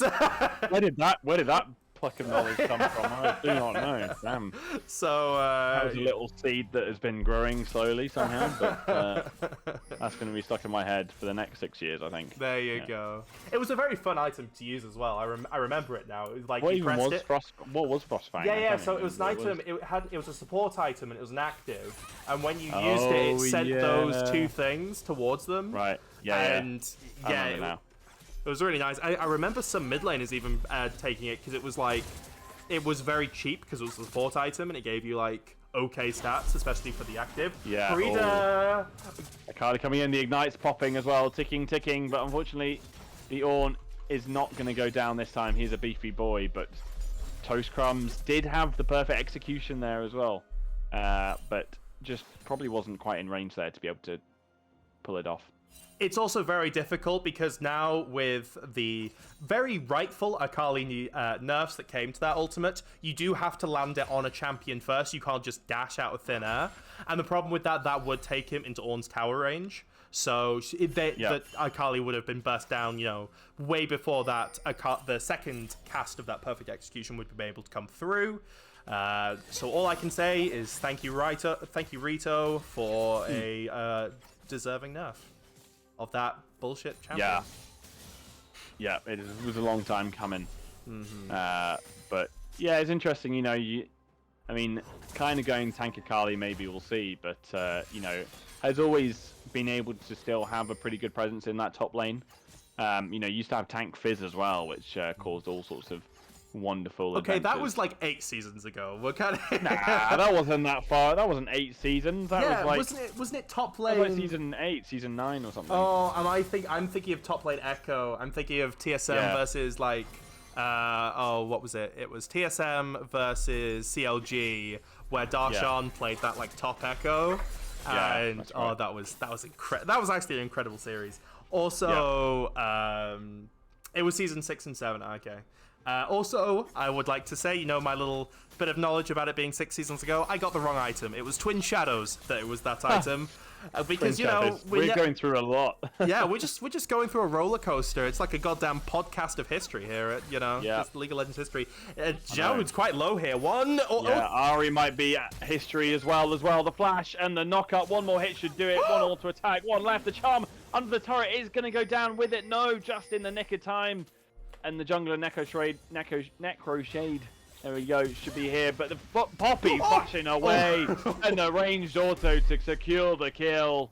The crystal arrow coming from downtown is not going to really affect the fight, but really nice flash away from that route to make sure to avenge his mid laner there on the Poppy. It's kind of like when you get those American shows where the fighter jet flies past the stadium. It was more just a signal of strength and of prowess, that Ash Arrow. But yeah, great answer from People's Rengar, who has not only 100% kill participation, but also getting ahead once again in CS and in map pressure. People's Rengar no longer on the Kha'Zix, now on the Poppy, which is going to be a lot easier, I think, given the fact that Rengar and Kha'Zix literally have that interaction, that little mini game. So going for this Rift Herald as well, trying to get the team ahead in gold. Yeah, and crucially there, you did actually see the Hawkeye from the Ashe coming through. Such a pain as someone, as myself, as a main jungler, really does cause me a lot of issues and kind of goes unseen, really, and underappreciated that you can constantly track the enemy jungler. Saw the Maokai in the top lane, so, you deduce from that, like he is doing, he's going to be going to that bot side, he's going to be going to that Drake now, so, you can really prepare, and information is really key in this game here. Yeah, it's very much one of those abilities like Graves Smokescreen or Senna Shroud, big trade in the mid lane there, but it's one of those abilities that in theory is just turbo broken with very little counterplay. But in reality, the usage of it, you've got to be really on point with the jungler and the ADC. Usually the ADC doesn't look, 5 feet out of their lane, so usually, the Ash Arrows usually don't go get the value that they usually have. But yeah, Ash Arrows, especially if you've got a well-coordinated team, can just shut down a jungler. I'm not saying that through gritted teeth whatsoever. Yeah, indeed. I know. Fortunately, that's probably why I'm this side of the caster's desk now. But there we go. We have got the Nature's Grass that's come out there. Whether it actually does latch on, we'll see. But Ari is going to make a move as well onto the Nico, and that was the clone going away now. The ultimate coming through to root the Poppy in place for now, but it is a very tanky Poppy. Nowhere to go. The Steadfast President will make sure of that. And a really good initiation there from the Ari. Xiaochun getting his first kill of the game. The directed camera getting it right for once. Meantime, though, a brilliant knock-up as well from the Brawn. They're just going to focus onto the tree, and he goes down, tumbling as well. And Ablaze suddenly, all of a sudden, 4 kills to 1, 2 gold, 2k gold difference. Yeah, you've got that Ash Arrow, you've got, especially that flash from Poppy, is able to get just such good explosive fights, and Nova can do nothing. They've just been dying and dying, not being able to match those plays. You have an Ornn in the top side, and a Maokai that's not been able to match this Poppy, which, once again, still has 100% kill participation, just making every play happen, playing around this jungler. The team will have known how to do that, and have probably been playing around this very aggressive jungler, and it's working. It's delivered them a 2k gold lead at 11 minutes, so they can't be doing half bad.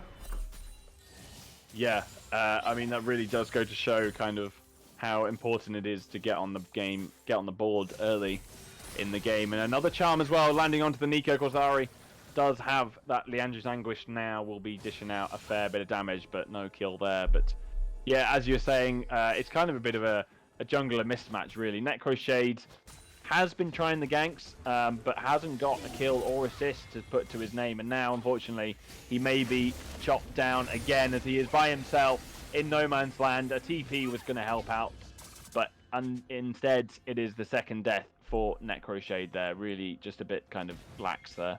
And a lone minion walks into the river to just watch Necroshade die. Yep. Was the clone, so it would not have been JDG able to follow up. But again, you know you are down. Oh, the Crystal Arrow. Just a sudden turn and a sudden pull of the into 5th gear means just a really nice quick kill. Matt's at a second death of the game too. The charm coming in. Is it going to land? Is it going to land? No. Went for the clone in the end. Okay, right. I'm just going to say this now. We do see the Rift Herald popped, which is going to give Zhao Chun even more gold. Icebo Diamond wants none of it, though. We've got the Rakan, though, knocking up as well, and that's the turnaround you want to see. The Nico's getting the route onto the Poppy just when they were walking in and accepting their gold reward from the turret. It is indeed their corpses that are going to take the reward instead, as the 2 members, mid lane and jungle, go down. And a really nice sudden catch for Quantify Nova with that Rakan starting the move there. So this is Cast a Curse on like steroids, because I was just about no, this is ridiculous. I'm sorry. So I was just about to give a long speech, you know, trying to hype Nova up, saying, look, you've got to play, you know, you've been making these mistakes. This is what you got to do. You got to play safe. You got to work around your very team fight oriented press ultimate comp. And then what do? They just ignore all of that, take a fight in mid lane, and they win it. But I might have been Go straight in again though, and the Nico is gonna go down just after that great play, and those 2 kills means unfortunately not gonna hold on that very long. And then no, I'm sorry. As soon as I praise Quantify Nova for their really good pick and really good fight, what happens? They die in the mid lane. Honestly, I'm leaving. I'm not even okay. Anymore. All right. Bye. Nah, I'm kidding. I'm staff. I have to stay. Yeah, I know. Literally, as we talk about everything, right? We got to say how Ablaze, they really got to make sure they don't throw this game away. They are doing so well. They're doing really well. They do not want to mess this up. We don't want a 3-game banger. No, we don't want that 3-game. No, okay, we want to finish right now. Okay, cool. All right, yeah. The league gods have heard us. But I mean, you know, again, looking at this bot lane and. You know, if you're a team coach and you're looking at these 2 games so far and, you know, you see that Quantify Nova do end up losing this game, you look at the first 15 minutes, and certainly as a jungler as well, the first 15, 20 minutes is the most crucial time of the game. It sets the tone of the game. It sets your mentality. Your Xayah is 0-2-0 against a 3-0 Ashe. I mean, you know, that's the Ashe's game to lose, really. And, you know, obviously can be pretty safe, has got that front line, beefy front line, so, you know, it's just these small decisions and this, like, carelessness with the Maokai as well that, you know, means that you've got to basically an uphill battle every game. Yeah, and the one of the champions, pretty much the only champion you want on Quantify Nova not to have a massive gold deficit, in fact, a 1k deficit straight up, is this Xayah, because when you've got an Ornn and you've got a Maokai and a Rakan, all utility-based champions that in these team fights, you can't have your only high AD champion fall behind like this, especially in a 2v2 lane that is objectively winning. Like, this level 2 and level 3 should have been an easy walk, but they didn't track Poppy, and they lost that first blood in the bot lane, and now Zaya is going to be playing catch-up the whole game, and these Ornn items are gonna have to bail them out, because without any damage, these frontliners are just gonna be wet noodles. Yeah, exactly. Wet noodles that continue slithering down the river and just end up in the bottom there. But trying to catch out the Ashe here, this is what you want to do. You want to shut down that ADC. The Ignite is popped and gets the flash out of that really immobile Ashe and really strong position here. The Akali's coming in, I think, as well. Really tanky. She's going to jump out, but to no avail. Creeder gets his first kill of the game. He says, thank you very much, and we'll take that Hextech Drake along with that to really put it on a plate for Quantify Nova. Man, that caster curse is coming through. And that's what we talked about. This Akali has 5 champions, all with CC, that can easily follow up with one another, and that just base damage from that Ornn and from that Maokai that is going to still be impactful. We're still in this early to, I would say we're probably in the mid game now. But just that is so difficult for Toastcrumbs. It was a nice idea, it was a nice flank, but given the fact you just can't get onto these carries and the CC that is involved when going for those plays means Toastcrumbs goes down, and yeah, Nova have a glimmer of hope. Yeah, I mean, really, whoever's listening and like spoiling this game, you don't need to carry on now. Like, it's fine. We just need to stop talking, and either I need to go and buy a lottery ticket tonight, something like that. I don't know. Well, to be fair, Quantified, Forks doesn't cast his games, and they get more viewers than us anyway. So it's... Oh, okay. Well then, that's a very targeted joke to one. Wow, I know that was like a group self burn. Like, yeah, it was. With you there into the pit of critical casting. Yeah, thank you for that. Cheers, buddy. There was like you coming down the rope, and then you just had one extra for me. As Toast Crumbs might be joining us in that pit as well. It's okay for now in that shroud. Very tanky Akali, of course, so should be fine. But the Nico is going to defend her turret with the might of her ultimate. We're going to go back to the top lane though in the meantime. If Toastcrumbs does get that kill onto the Maokai, the Nature's Grasp is going to delay things for now, but at the moment it is a tanky Ornn that is just holding and trying to get as much time as he can, but he is just a tanky Ornn, and that is all. The steadfast presence holding him in place, and Matt Sata does get a kill in response onto the Akali for now. The Akali and Ari, has got the kill onto the Rakan. The Ornn does go down eventually to the Ari, and team just split up for now. The Ari is on the wrong side of the map. Zhaochun is going to get a good charm, but just not enough damage onto the Nico for now, and is able to walk away to safety, it seems. And that is an item diff. That is Ari, who's able to do so much. She has those low cooldowns. She's not a very bursty assassin unless you have, that really, going 25 Magi stacks Ari. But with this Liandry's, she's able to burn down. It was the Maokai first and then the Ornn, and was able to do so much consistent damage. If we were the LEC, and if we were able to see those damage graphs, we'd probably see the Ari getting so much off, 2k ahead, possibly, but we're not the LEC. I mean, what do you expect? If you want us to be the LEC, you better goddamn pay us. Yeah, well, if it's the LEC, then we got to have some pauses every now and again, haven't we? So. Oh, true. That is true. There's a give and take. Exactly. But you do see, I mean, the gold difference between two junglers, 1,600 gold in favor of the Poppy. So, I mean, yeah, makes real difference, and that is the pivotal role that can really means why this game is where it is, and why Ablaze pretty much do have their 3k gold lead. They've got that Rift Herald coming out now. Take down that outer top turret.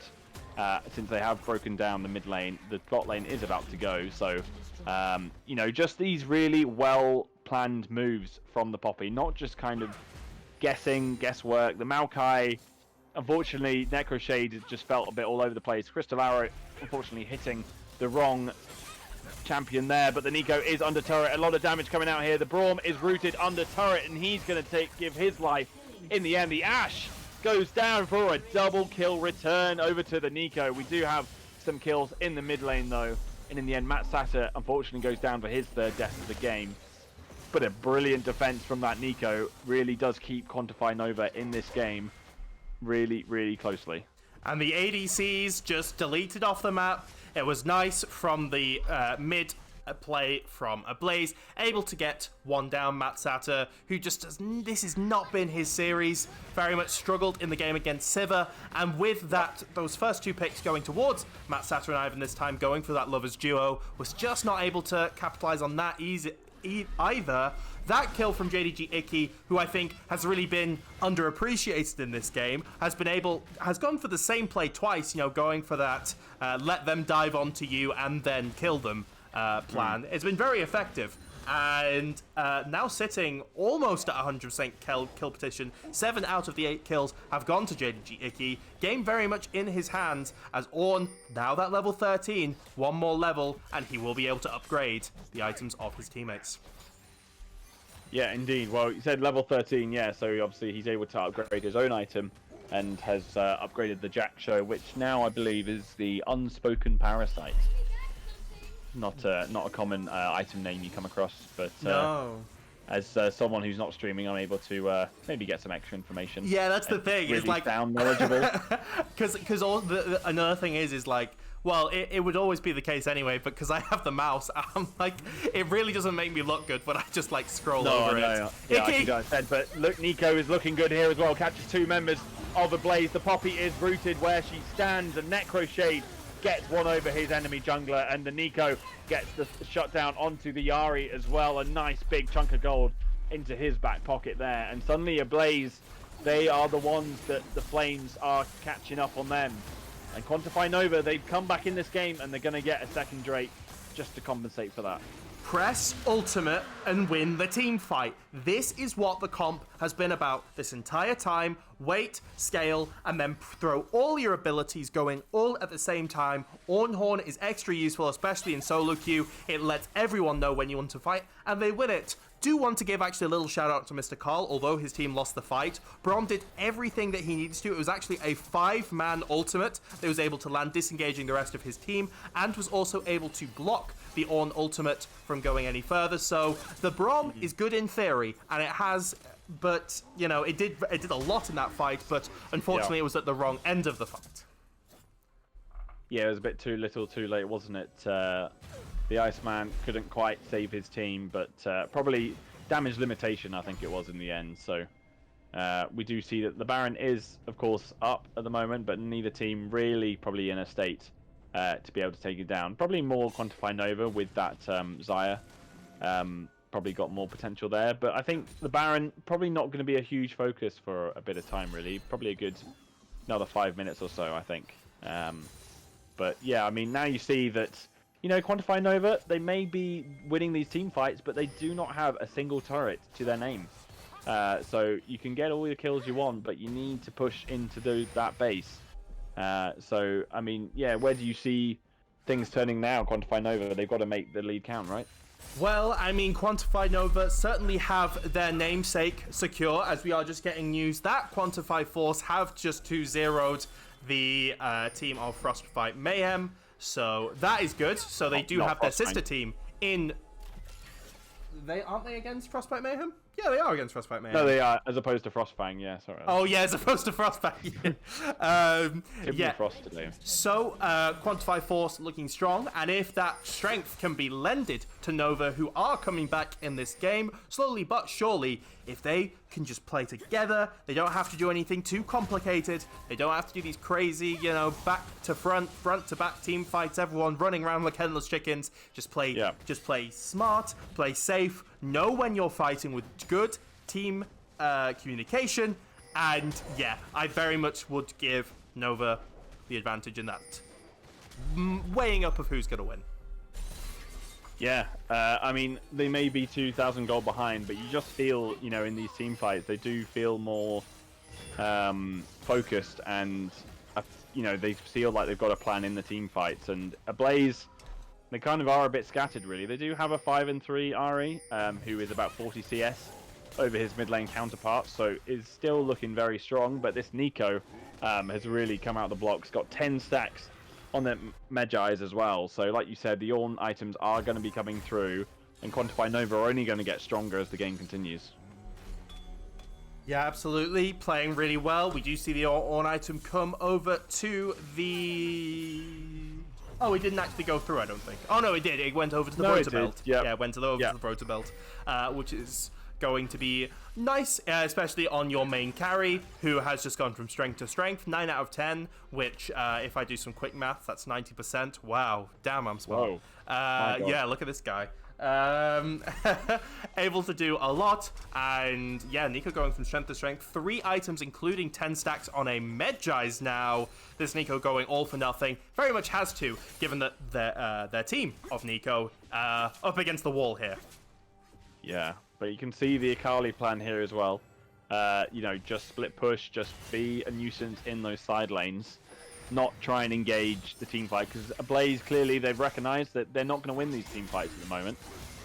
So just play the objectives. They've still got all turrets in action here. The Crystal Arrow not quite landing on anyone, but they're going to go for it anyway. The flash knock up for the Braum. They knock the Maokai into the wall. He's coming. He's still running away though, and he is the tankiest member. But now the Nico gets 3 members of Ablaze knocking into the sky, and that will be 4 going down. And Quantify Nova, they have quantified the math this game, because they are in charge now. They are catching up their gold lead, and they are looking at the Baron.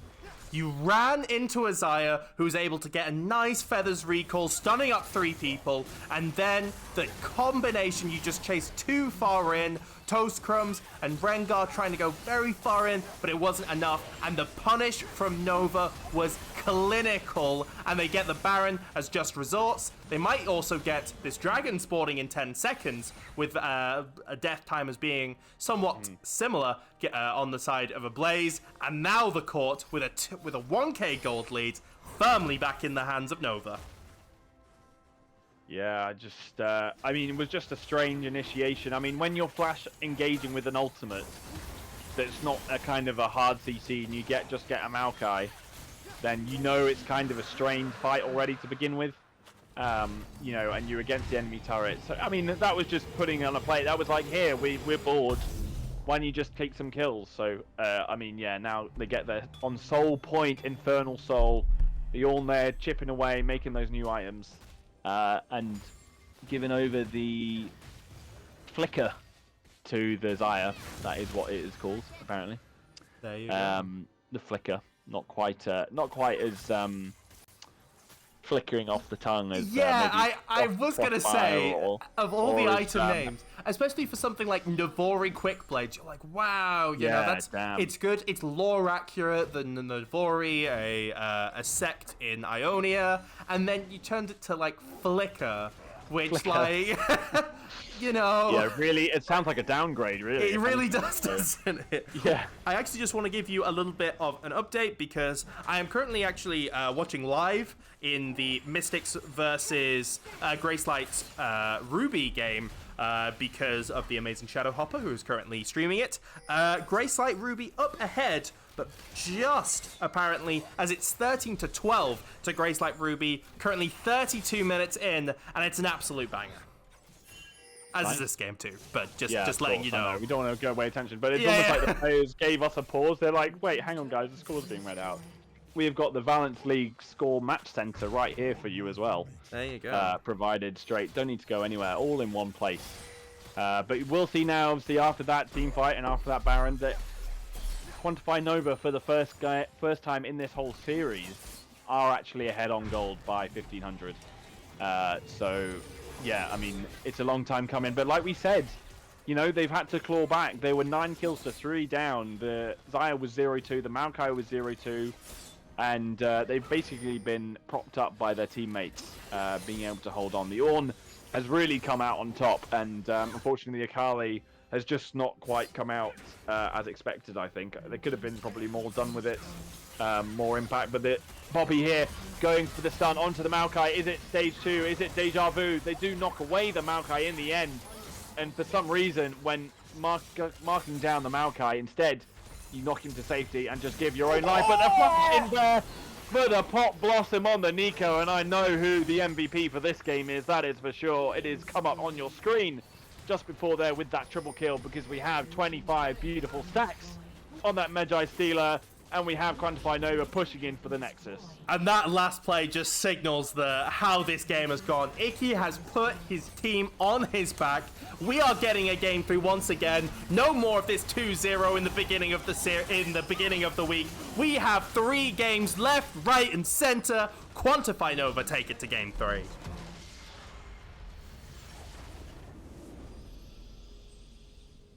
Or do they? Yeah. Who knows? Do we know? Did my stream cut out halfway through? I don't know. No one knows. Anyway, yeah, I do need to hang on. Wait, how am I going to do this? Pause. Oh, okay. No, I'm trying to figure out how to Okay, there you go. They should not be able to see my screen. Yeah, I kind of roughly remember the stats from last game, and Zhao Chun got about 40,000 damage, which was just like game breaking, and obviously that was always going to win. But kudos to Icky. Did get about 23,000 damage last game, and got the 27,000. But the next highest damage after that 27 is indeed his mid lane counterpart Zhao Chun on 16,000 damage. So, I mean, just unbelievable. Dishing out that damage by the end of the game. I mean, was like one-shotting a tanky Akali pretty much, and yeah, just led the line. I mean, the Rakan was really good as well. Those engages, and it was that mid lane engage that did turn the game around a bit and kept them in the game. But again, Ablaze were like it was almost a reflection of last game, really. That Ablaze were the ones going for these unplanned plays, no real kind of end product, no reward for these team fights and giving their life over. And ultimately, we get a game 3 because of that. So both teams had their moments. Now we get the final game where each team can brush themselves down and really go for the gauntlet here. Yeah, we will just be going to a break in just a second before we get into this game 3. However, we very much picked the right game to watch because both games have now concluded with a 2-0 that we are covering. Gracelight Ruby were able to take the second game against Frostbite Mystics, which is very nice for Gracelight Ruby. Maybe challenging, maybe showing that this is not a two-team division. Gracelight Ruby beating one of the strongest teams in Frostbite Mystics, and Quantify 4 somewhat more predictably able to do a 2-0 Frostbite Mayhem. They will need to beat Quantify Nova next week to ensure their qualification, as they will be going up against Quantify Nova, who still have to win this game. It is going to be very interesting to see, but for now, we will go to a quick break, but afterwards, we've got a game 3. See you there.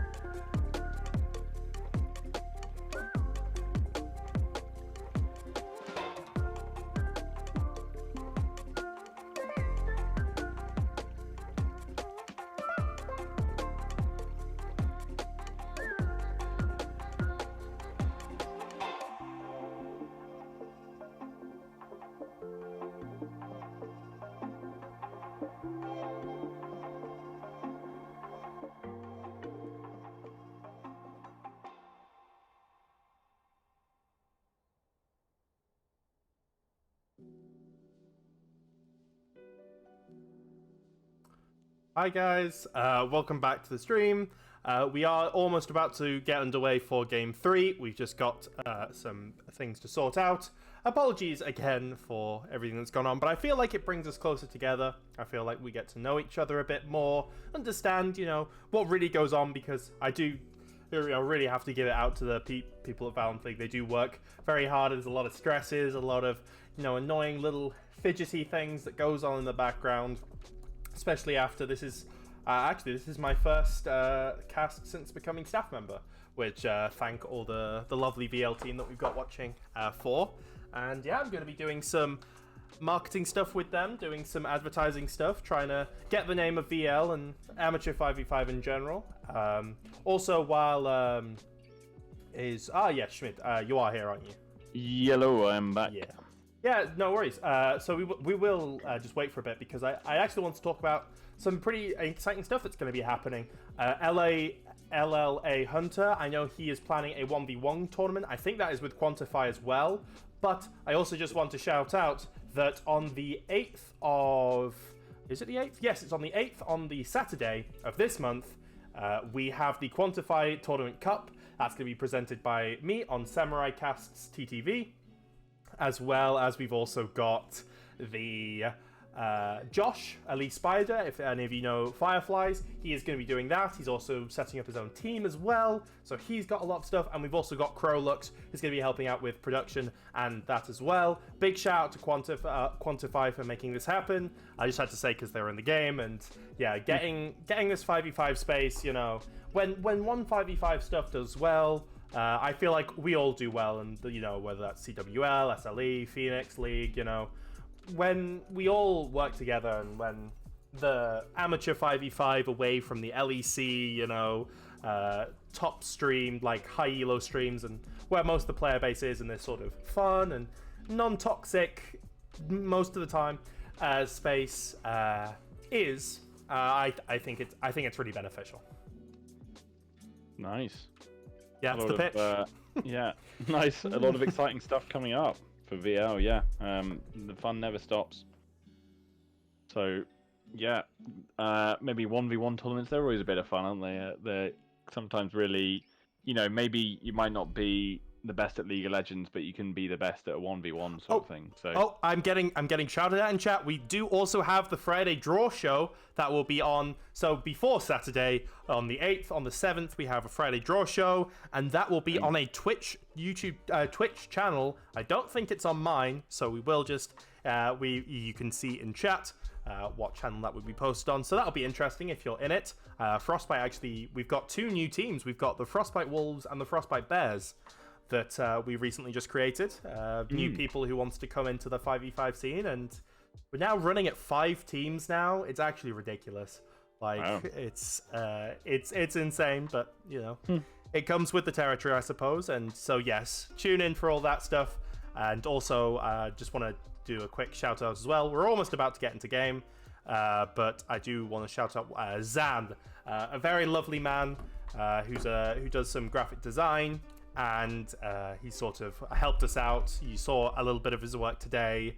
An absolutely lovely guy. He was very nice to me, and took time out of his day to improve the graphics and improve the experience for you guys. And you'll also be able to see his lovely fine work when we watch the Quantify Tournament Cup, a whole aesthetic. And yeah, so just some great people. Also shout out the two people in chat, Forks and Stevo. Also amazing people behind the scenes who just very committed and very motivated. Very nice indeed.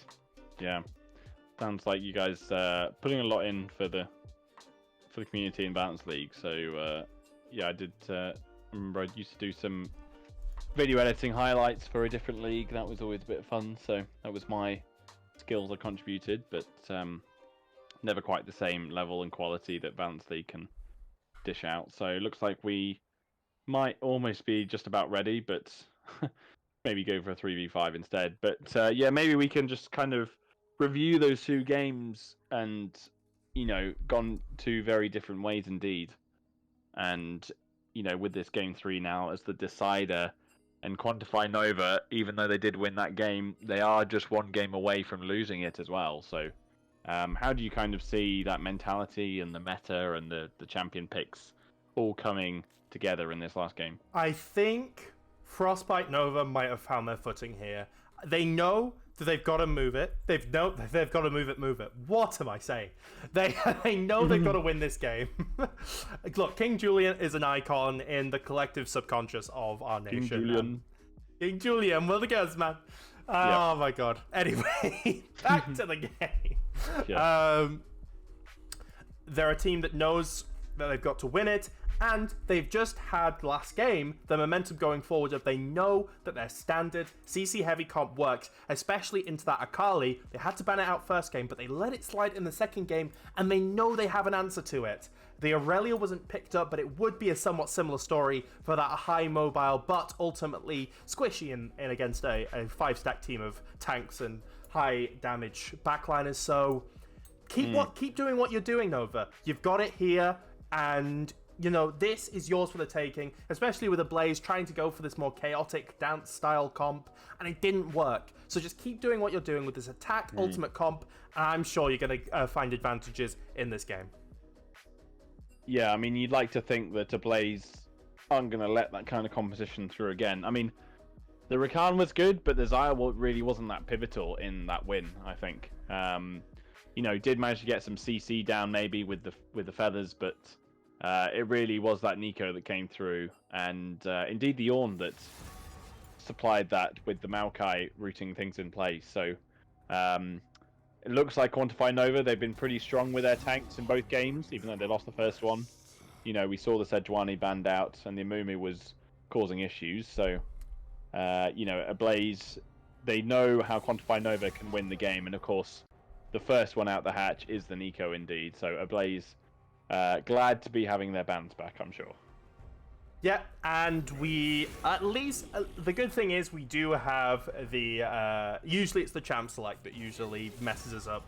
But if we go back to these bans, it's the exact same story when it comes to the Quantify Nova's bans, banning out those two very aggressive assassin junglers. If the Milio goes here as well, I wouldn't be surprised, but we do have a change, because given Ablaze lost the last game, they chose their side selection, and they chose red side. They chose that counter pick, and with both Aurelia and Akali up, these champions from Toast Crumbs could really find a place here in this draft.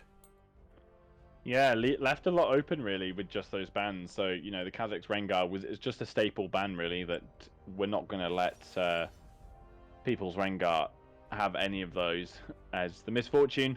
You know, from that first game win did do pretty well, so bring back what you did, you know, what was successful, and still going for the Xayah despite that lack of Rakan. So interesting to see who she matches up with now. But yeah, like you said, there is a lot open, and like you said, that Aurelia and Akali open as well still. So yeah, I'm thinking a mage support would probably make sense here again. This Seraphine could be locked in here. Yeah. I was expecting this. I've seen this Seraphine come from the support of Blaze.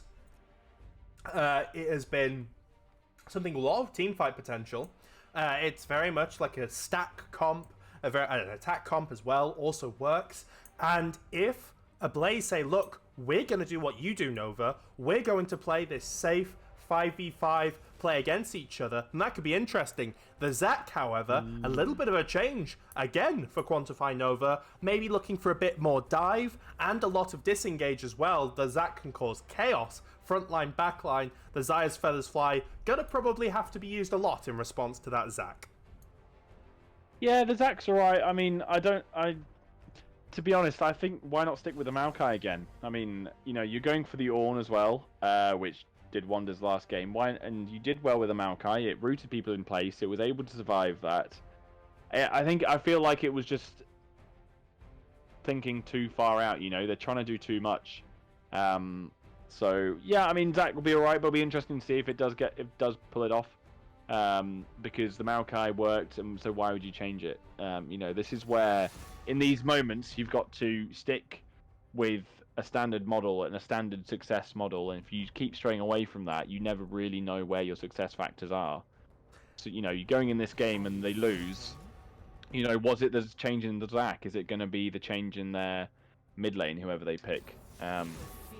So yeah, that was an interesting choice there. But like you said, the Aurelia was able to be taken in the end. So first time I'll be seeing Toast Crumbs on this and see how well his reputation precedes him.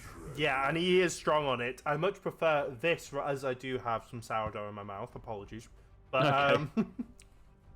his Aurelia, really aggressive. He played it a lot of mid lane. I was able to get so many leads, so much aggression. I much more prefer the Aurelia. I was actually surprised we didn't see the Aurelia up against the Ornn because, the Akali was first picked.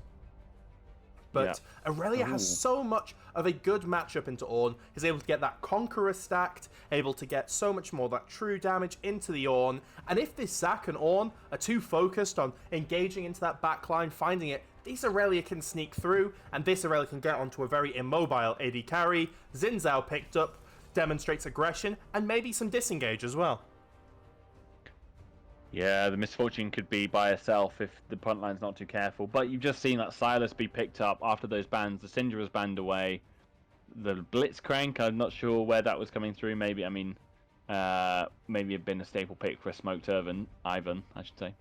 But the Silas has come through as well. So some really quite different picks in each game. Really, only the misfortune and Ornn. Xayah to an extent, but in terms of impactful champions in this series, those are the only two that have made it through to this final game. So the Trundle will be able to kind of reduce the Irelia, I suppose, to a very squishy Irelia. But yeah, again, kind of, I'm not fully convinced with Ablaze's composition. It's just all changed up. I mean, we've now got the Seraphine that's going to be going to the mid lane, with the Braum going to be attacking the Xayah. The Braum was very good, especially now picking that up into the Ornn, which I very much like, unless this is a Xayah mid lane, which, Jesus, I hope that is not the case, but it could be. Who knows? It's 2023.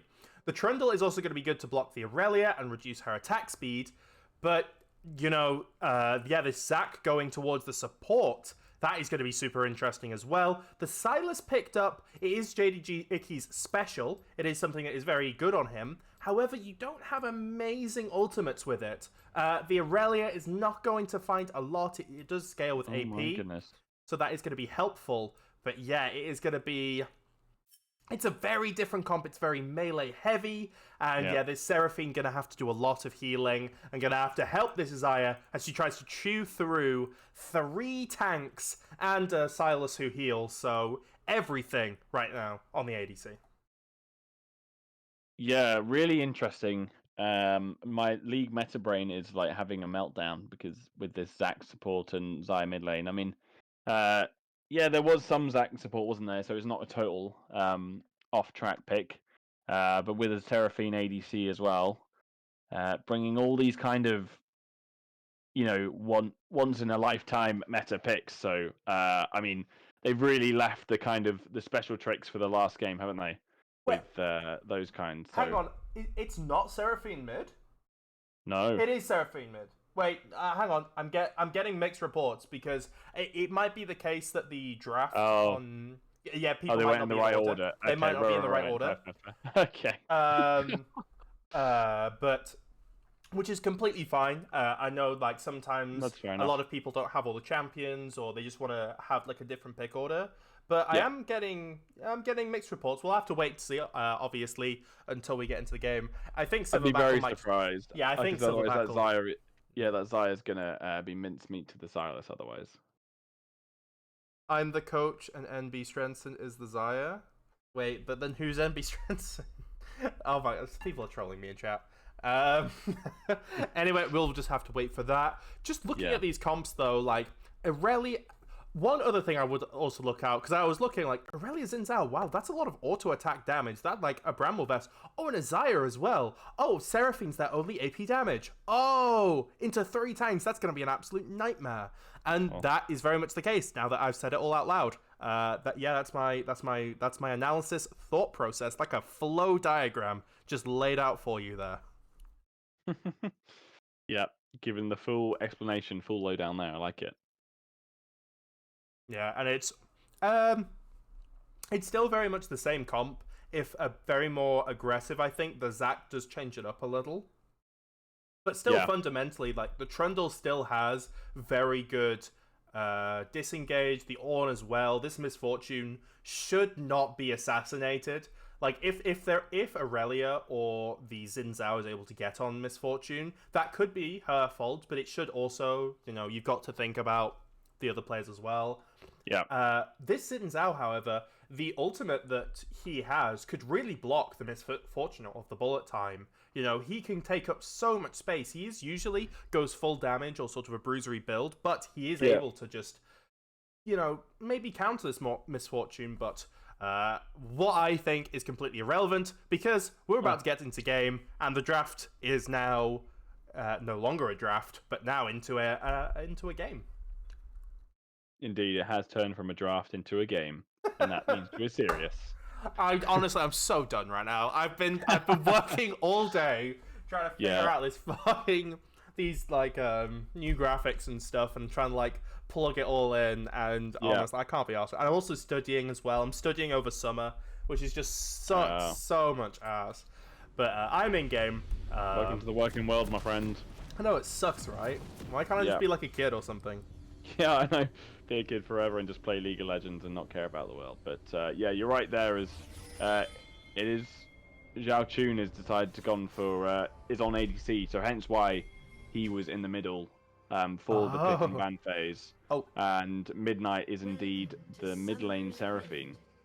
So can I just ask what time you're on? 15 seconds. Okay. Yes, I will go back to 15 seconds. Yeah. Cool.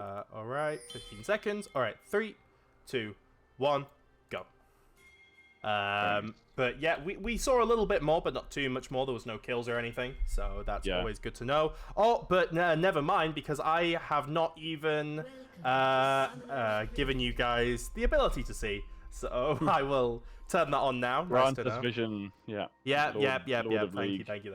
Yep, I've switched it over, so you guys should hopefully be able to see, as long as the thing comes over. Award for Blazing Midnight. But yeah, that has. There's one CS for this Seraphine. Yeah, a bit of back and forth.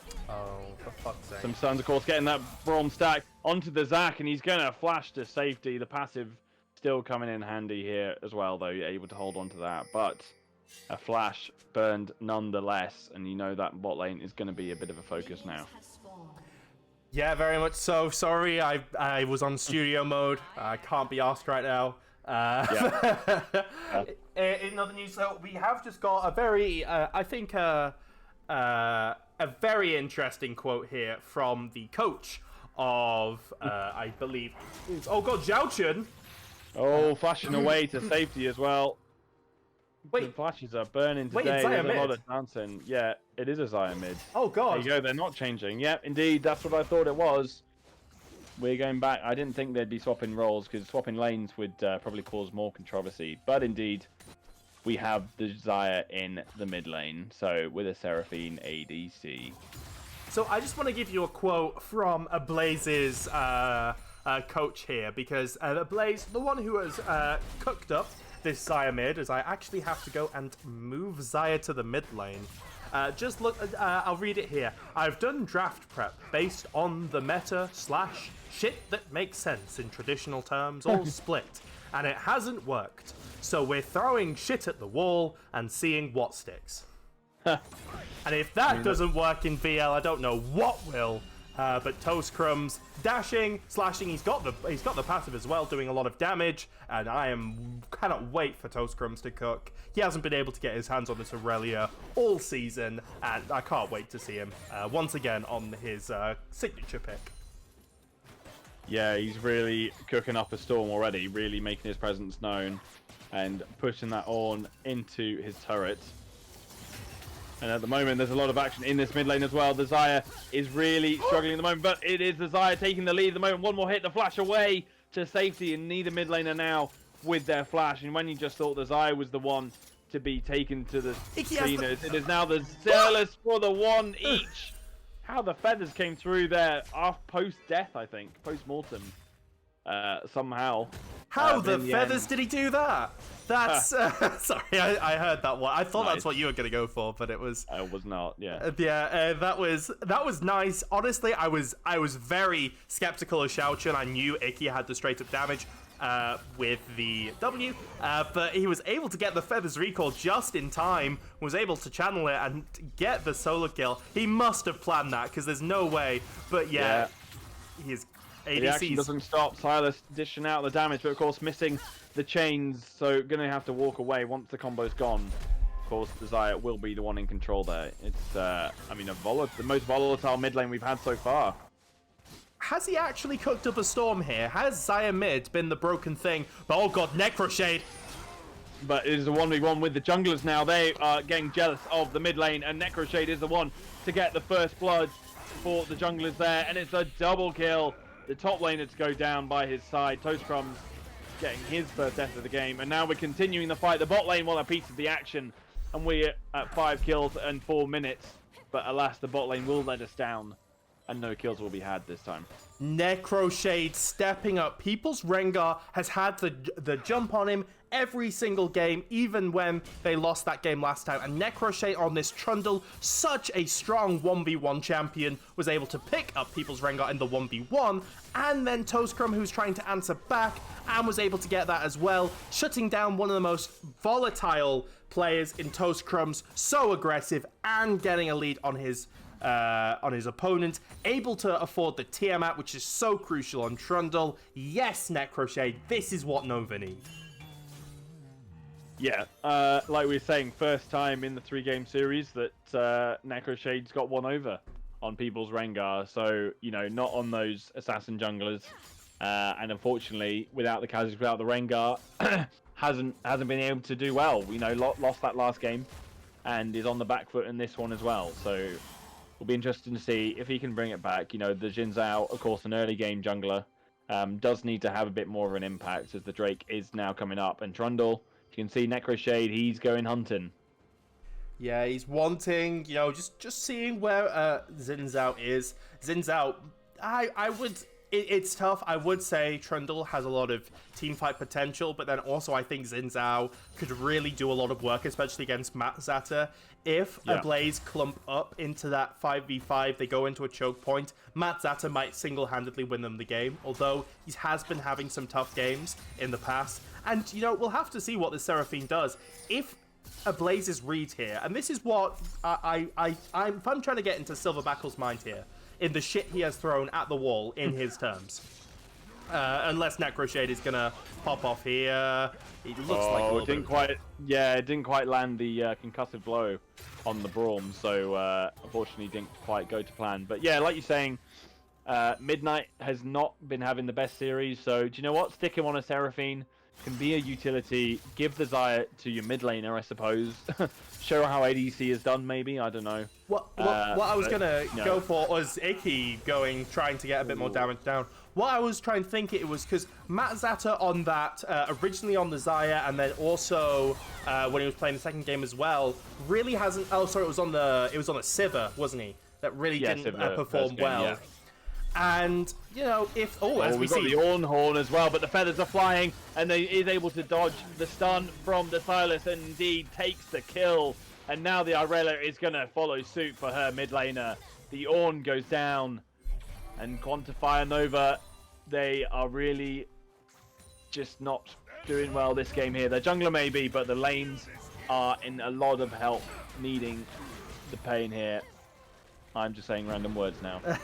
If we see a little bit more here, Zach. The fight's going to continue to flash away there as well and leaves the Seraphine by herself, but she is comfortable enough to stay away for there. But a very almost moment there, and you see Matt Zatter is pretty low, but is able to survive here just for now.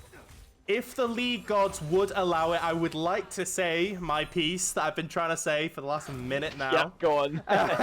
This is your moment. There we go. Here we go. Come on. I forgot what I was going to say. No, I haven't. The idea is that I think what he's trying to cook up is, I think he's read that Quantify Nova have quite a low damage comp, especially if Matt Zata is not able to get off a lot of damage. He has been having a really tough series. He's not been able to really find his footing here.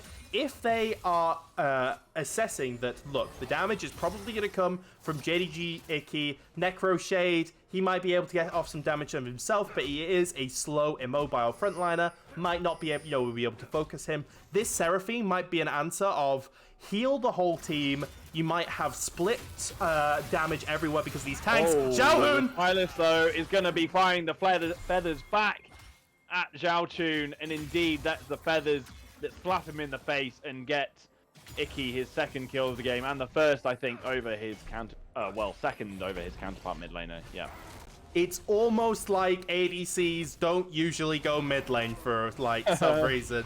Yeah, Xiaochun, you know, does have CC, but it's very conditional, and JDG Icky can just straight run into Xayah and try and do as much damage as he can. Very much proving it there. The Feathers Fly was a lovely little addition there, getting out of the damage from the Feathers recall, and yeah, a lovely little kill for JDG Icky, trying to get back, trying to be able to do the damage that Matt Zata, he hasn't died, and he does have quite a bit of gold to, quite a bit of CS to his name. But yeah, trying to do a little bit more for his team. Yeah, burning a bit more off they can chew. But you can see, even though Necroshade, he has got the 2 kills to his name, he's not really been able to push forward and make the most of it. He has got even a CS lead over his jungle counterpart. But unfortunately, he is down a dragon. So he's really got to make those kills count, make that lead count. Because unfortunately, he's going to become irrelevant as the Xayah has been caught out here. The Zac coming in to help his mid laner, and just when the Braum thought he was the savior of the day, it was indeed the Zac to come through and give the Silas his 3rd kill of the game. And this Xayah, when we thought it was a stroke of genius, it might just be a stroke of madness. And the Xayah had the item advantage. He had the Kraken Slayer and was going to be able to get a lot of damage if that Feathers Recall has come through. But it's a Xayah. It's a Xayah who cannot get damage down when she's CC'd a lot. And you're squishy. You're an ADC. You do damage over time. But here comes the Ornhorn. Oh, the Ornhorn is going to knock up as well. And the Trundle is here just for good measure. One more hit should do it. The Subjugate did come through, but I think that was a bit extra on top of the fire already burning. And indeed, the second death of Toast Crumbs did have that Blade the Ruin King, thought he could take the fight, but it is a Bramble Vest on that Ornn, and they're going to be taking a lot of plates here. Oh, but it looks like Quantify Nova don't want to give this up too easily here. Sorry. Yeah, the Jin Zhao is in the corner. I mean, the Ablaze are coming to try and save their turret. Indeed, the Ornn is unable to flash over that really thick wall. It is a stuff of champions. It is what makes you great in League, but unfortunately this moment was not his to be. And the turret is intact for now, as now the exhaust comes out on the Trundle to secure the kill. And Ablaze indeed come back and bite Quantify Nova in the ass. I mean, like, come on, just like win. Just like, you know, you don't need to do... No, the charm under the turret, but the bullet time is going to test things up a bit here. And the Seraphine, just when she thought she'd get the kill, of course, the Zac probably still does have his passive. I don't think it's been popped very recently. I do just need to check that, yeah, he still does have it, so it would have been fine. But yeah, I mean, it is pretty even in amongst that chaos, but you'd like to think, whoa, a flash kill for Matt Zata. He's back in form, baby. He may have had 2 bad games, but he is ready to win this game for Quantify Nova. He's ready to go to the playoffs. Which is, you know, lovely to see. I actually would rate the lane swap if it's going to come through. No, Toast Crumbs will go back to that top lane. I actually do prefer the Aurelia into Silas with the Xayah going top lane. But alas, it will not be to be. Feathers Fly to get away from Icky, who's just going from strength to strength here. And Trundle on the bot side. He's ghosting him under the turret. I don't think there's anything coming out. Yeah, he just got his Subjugate up, which obviously would have... been a lot more pivotal, but you know, the Drake not up for another couple of minutes, so I think we might have a bit of a calmer period. But this mid lane has been bashed up to the Titans. I mean, both players clearly think they can get the kill over each other, so I think that's where the next kill's coming. Yeah, and Icky, the flash away from Xiaochun, he has to be so careful. Gets the hook onto the initial Xayah, but the Zac ult, not quite sure what that was going to achieve, but yeah, keeps Desire at bay for now. But you can see the CS differences coming through as well. Desire, of course, is going to be the one expected to be leading that. But Silas hanging in there, 3 kills, 3 deaths. So, you know, obviously still can delete that Xayah nonetheless. Initial Xayah, he used to cast for us, didn't he? Sorry, that's a really bad. Xayah. That's a really bad play on Bros of Initialize. Yeah. All right, I see. Initial eyes. Yep. Yeah, it wasn't very good. But It's yeah, all right. At least you tried. I tried. I did try. Yeah. But get back on your whole color caster. yeah. Will do. Oh man. Yeah, I mean, what's the next steps for each team? I mean, which one do you find stronger at the moment? You know, I mean, we're basically 2k difference, but at the moment now I'm going to be interrupted before you can answer that question because Toast Crumbs is well and truly under the turret. The knock up onto the Irelia. He's going to survive. Yes, he is. Creeder with the Orn Horn, the Orn magic coming out there to save his skin. He is him. He is him. Indeed. Oh my god. He's built different. Oh my god, that. Honestly, Toast Crumbs was like so. He had that one in the back. He already saw the gold medal. Yeah, he was already winging away his celebration, wasn't he? But just the CC from Orn, the auto attack that spaced him just outside of the of Toast Crumb's final auto attack. We do see the copy pasta once again coming through in the chat for Mr. Creeder, doing so well. Necroshade doesn't want to give up this dragon. Yeah, he wants to take it all, but the bullet time coming through here onto the Jin Zhao, onto the Braum. The Braum's going to flash away now, get to safety, but Silas is in the back. He's going to take 1, he's going to take 2. The misfortune will add to the pile of bodies with the Jin Zhao going down. People's Rengar is gone. Quantify Nova, they want this game to be won. They are making up for their mistakes, and indeed their ADC is on top, and they get their first pick of the game. Yeah, I think we're going to have an absolute banger of a last week right now. I'm going to call it now. I think this draft has been just a bit... He may be smoked, you know, a bit too much. Ivan did the coach on Ablaze, and it was just... It just does not work. Zhao Chun is not able to get the damage off. He just blows up in fights, and Seraphine cannot transition this Xayah to a good spot either. We now see them take the second Rift Herald, and with the gold lead that will collect, along with the fact that Creeder is going to be able to give them the Orn items as well in 4 levels time. It is just going from strength to strength. Quantify Nova, we've seen them close out a game, and Frostbite, Mayhem, who have just lost to Quantify Force, they are going to have to take down Quantify somehow if they want to hope to qualify. That was a bit of a tongue twister. Should have done our How Now, Brown Cows, and yeah, we should have. New York, but at the moment now, the top lane turret has gone down, so it is the Irelia just defending by herself. She's going to get knocked up, she's going to get bashed about. And indeed, Creeder is able to take him down. That is a 5th death for Toast Crumbs. And all that pressure, I think, onto the Irelia maybe has crumbled him indeed.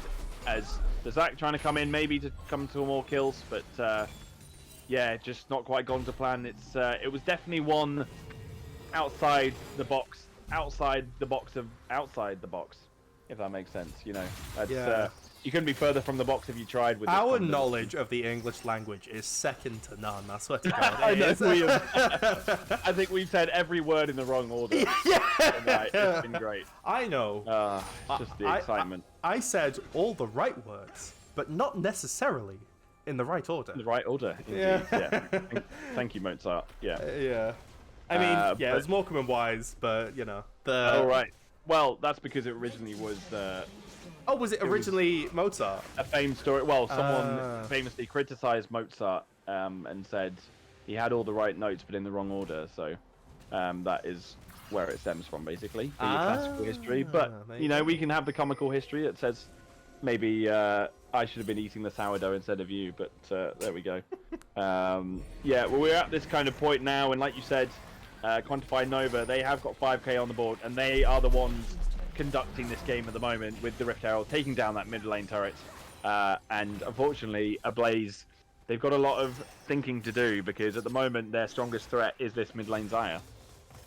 Yeah, I mean, in a way, it's good. It shows that mid-Zaya may be viable. You know, maybe the coach wasn't on crack when he decided to put the Zaya mid lane, but it's been very scrappy, and I think Icky has been able to get a lot of advantages. Again, I would like to comment on how just consistent Quantify Nova have been, especially in game 2 and 3. Creeder on his own, I think, should have been banned out. Honestly, in both games, it's his most played champion. As well, I think Icky getting his Silas was also a big mistake. You know, Quantify Nova have, you know, they originally were a Div 4 team. You know, but we do not have a Div 4 this season, so they had to be brought up to Div 3, and then they actually might qualify here. And the fact is that they play the champs that they know best. They're not cooking up to something too amazing, you know, some, you know, incredible thing. They're just playing consistent and standard, and it might get them out of relegation. Yeah, they're looking pretty strong here as well. The Seraphine does come down with the ultimate to defend herself. She will be able to get out of there. The Zach's got to be a bit careful now. He does have that passive, so he's probably not too bothered about that. I smoked Ivan in these last 2 games, I think, has been the real reason Quantify Nova have pulled it back for sure. Been, you know, really consistent with those engages. You know, you saw the Pike in the first game and just wasn't landing anything, and you see the difference. You know, you just land your abilities, land the CC, and ultimately you win the game. So, you know, that's kind of League of Legends in a nutshell. Yeah, if you hit your abilities, then you can win League of Legends. Indeed. Someone put us out of our misery. I swear to God.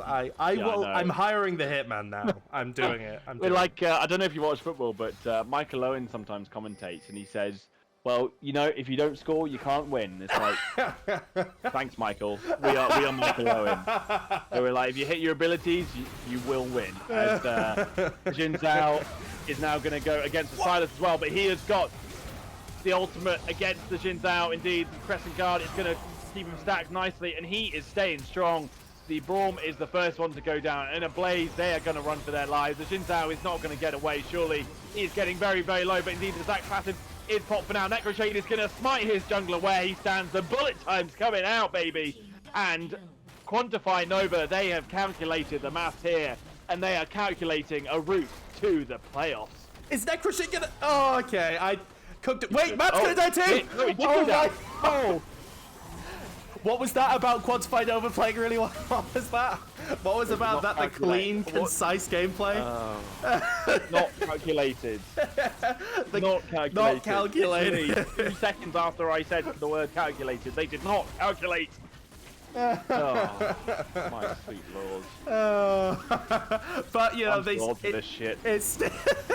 It's still a good play. They're still up 6k, almost 7k going into this dragon. Not able to make this dragon soul point, but yeah, Ablaze on its dying legs, just as your casters are for this evening.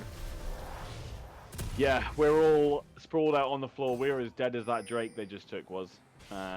You know, lost for words, and just been a bit of a mad one, really. I mean, weirdly, this has been probably the most clear-cut game we've had so far. First 2 have been back and forth, but we're seeing the gap actually for Crescent Nova? Quantify Nova. Man. Don't worry, I said Frostbite Nova, so don't worry about it. Frostbite Nova? Frost Nova is definitely something as well. Frost Nova sounds familiar. If someone can link my brain. Frost Nova is somewhere in the ether. There is something that exists as Frost Nova. I'm going to find that. Is it like a DC character? Maybe. Isn't there a who even knows? Go. Look. I'm not gonna unpack your mind for you. People's rank are shouting. Apparently, Frost Nova is a boss enemy in Arc Knights, but we're gonna avoid that and stick to League of Legends. The Silas is 1v2ing. Can he stick around? He is trying to sustain it. There's a beautiful pose in the stopwatch, but is he going to be able to survive and live to tell the tale? He's going to get the kill and the sustain indeed. The Kingslayer does exactly that, but in the end, at least, the Jin Zhao is able to get 1 kill. But crucially, Icky's team are playing along, and they get the Baron to respond. Yeah, it's lose the battle but win the war with that scenario. The Baron is going to be so helpful. You've got so much free gold for Quantify Nova to take. You've got all tier 2s up. you've got all tier 3s up, you've got the inhibitors, and then you've got the Nexus towers, and you've got the Nexus itself, and there you go. I just summarized the League of Legends spec. If you take the Nexus, you win the game. Oh, dear God. Wow, we've really hit the nail on the head now. But, yeah. Been on the nose, that's what we've been. Yeah. Anywho. Back to more discreet and apparently subtle casting League of Legends. But interestingly, the first Ornn item to go to one of his teammates is the Misfortune rather than the Silas or the Trundle. Indeed, identifying that his ADC finally is pulling through, and maybe that's why Matt Sasser is in this team, because he may have had those 2 rough games, but indeed the bullet times have been exactly on point, not missed a single bullet out of place. And it is honestly a genuine tough skill. You see the score lines at the end of the day. Toastcrumbs, you're gonna have to get out there, buddy. He's getting pulled in as well with that ward. Cheeky technique from Ice Smoked Ivan, but for now Toastcrumbs is able to pick up the pieces. Yeah, but as I was saying, it genuinely is tough. You're you're not doing well. You realize you're making mistakes. The enemy is picking you, and then to pick yourself up in a game 3 as well, when it all comes onto the line and perform actually really well, having the... Oh, that's not where you want to be, Zhao Chun. You think you were catching them out. The Ornn has come down. See, it's not going to really catch much. The bullet time going as well. The charm manages to land onto the Misfortune to cancel the bullet time. She cleanses away. She's walking away. The Ornn is protecting his ADC at all costs now. The members of Ablaze are trying to do this. They are trying to fight their lives in this game and survive. The Jin Zhao is going to go down, though. There's just not enough damage left. They are all so low. 100 HP really is the difference. And if you can't take that 100 HP, the Aurelia is here, though. She's going to get the shutdown all of a sudden. That must have been the rune coming through, or the Liandry's Anguish. Just popping them off, both at the same time, was just an absolute classic beauty right there. That was incredible. And all of a sudden, Blaze might have just held themselves in this game. So that's what I was saying. You've gone from 3 games. Yeah, going back to your point. Yeah. It'll just let me cook, okay? That was 10 minutes ago now, wasn't it? Yeah, it was. It's tea time now. It's the We're in season 23. Fucking can't. Anyway, it is very tough. He has died now, so the point is very much, this isn't just beating a dead horse. This is being a dead horse after it's been hung, drawn, and quartered, and it's changed into mince people meat. made an Instagram about it, and then that Instagram blew up, and then he didn't receive any royalties, and his kids didn't. It's dead. It's dead. Matt Satter, I appreciate you and your ability to play League of Legends. Good job. There we go. Yeah, nice one, buddy. Yeah. The interrupt was really crucial there. The Seraphine coming out trumps to really hold things. The dragon is being taken, though. It will be a second Hextech dragon for Quantify Nova, and indeed putting them on soul point for that Hextech soul, which, with the Misfortune, with the Trundle, is going to cause a lot of issues. The Ornn coming out onto 2 members of Ablaze there, just landing onto the Seraphine for now, gets a knock up as well, and she is going to be knocked down where she stands. No Seraphine ult. Instead, it was just too little, too late. There is no karaoke today for the Seraphine, and it is indeed Quantify Nova singing from the same song sheet, and they are hunting down Ablaze where they can. But I think they're just about going to know the full max range of Icky. Even I didn't think that was going to reach there as well, and they are still hunting them down, trying to catch them where they stand. The Xayah is here. The mid lane Xayah goes down for their 7th kill of death of the game, I should say. The Trundle, he whacks that club all day and all night, but it is not going to be able to get one more kill. The Zac just going wide there in the end. But Quantify Nova, they are hammering down and they are looking to end this game. Yeah, it is very much. It is last stand chance. Toastcrumbs here. I promise he is And I can show you games. Toastcrumbs is a good Aurelia. He's just really not had it here. Abilities have gone wide. He did do well in lane, but he was just not able to translate that into, the plays that his team needed. And the saddest thing is, Blaze's Midnight, not only not having a karaoke, but if she wants to go vent out about it on Twitter, that site is currently in a hellscape as well. So, not doing very well right now. I'm all done with references right now. I'm trying to reach for anything. I literally... Right, here we go. Look, it's a completely neutral state. Let me bitch about Twitter, okay? Because I literally just made an account. I was like, you know what? I'm going to try and get myself in the space. The first thing that happens is like, oh, I'm going to scroll up and I'm going to see the new tweets. But there's a rate limit that's now been implemented. And now I can't even see anything. So it's like, oh, great. It's like the universe telling me not to... cast or try and get into this space. Fine, just like the universe is telling Nova now, it's time for a fight and it's time for Barry. Yeah, Quantify Nova, it's their game to lose. Unfortunately, the Encore is going into deaf ears at the moment. The bullet time coming out and no one to counteract it now. It is too little too late. Quantify Nova, they are storming ahead. They have got the lead and they are holding on to it with both hands as Ablaze now are just merely represented by a single Seraphine, and she is currently playing hide and seek, but she will get to safety for now, as that will wrap things up, I believe, as Quantify Nova, they made it an entertaining game, but they look like they're going to win the series in the end. And Quantify Nova, they've got one game left ahead of them. I know there might be a rule saying that you can't have 2 games in it, but it's Mayhem versus Nova, the 2 Div 4 teams that are going to go ahead against each other, but Nova pull it out, knock out Ablaze for good in this group stage, and Nova keep their dreams alive. It's a 2-1 and a deserving one for Nova. Good job, guys. Yeah, I mean, didn't make it easy for themselves, really, did they? Back and forth, both first 2 games, able to kind of see it out somehow in the second game. And yeah, that third game, I mean, they shored up all their mistakes that they were coming across in those games before. So, no problems there at all. They almost kind of just accepted Ablaze to come onto them and then just react. I mean, the one time that the Misfortune Ultimate was interrupted was when Ablaze actually kind of won a team fight, and every other time it wasn't interrupted, and Matt Satter indeed blew them away, his best score of the series, and still didn't quite get the most damage of the game. And Icky again, who will be certainly my series MVP, coming out on top in that last game, smashing with his favourite Silas, and unfortunately the Xayah was an interesting pick, but just didn't quite execute well. Yeah, and we will go to, I mean, it wouldn't be a VL stream once again without our timely breaks. But after we come back, we will be able to get inside what Quantify Nova are thinking, both for this week and an incredible Game 3 3-game series, but also next week as they have to fight for their lives against their rival Div 4 team, Frostbite Mayhem. So stick around because that's going to be an interesting one to listen to.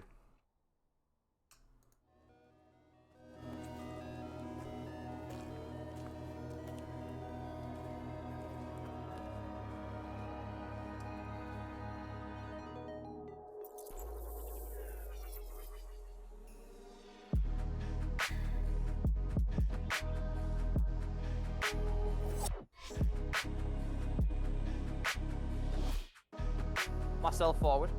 Don't they normally do it in the camp? Hello, guys. Hello.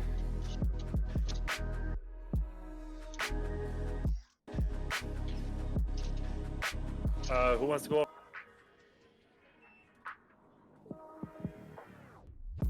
You didn't hear anything.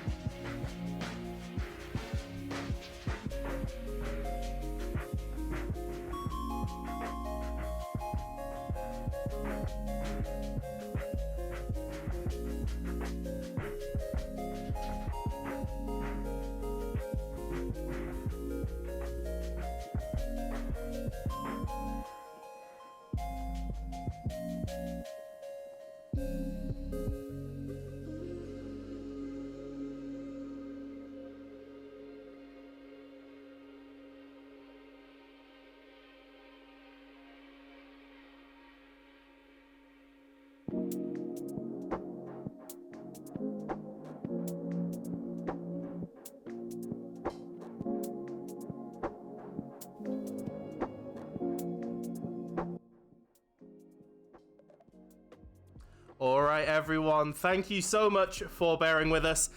We have our interview today. It was an incredible series, and it was a tough series for this man, the ADC of Quantify Nova, Matt Satter, but who was able to pull out a really splendid performance on that Misfortune, who was able to get some beautiful bullet times off and really carried the team. Matt Satter, how are you feeling after those games?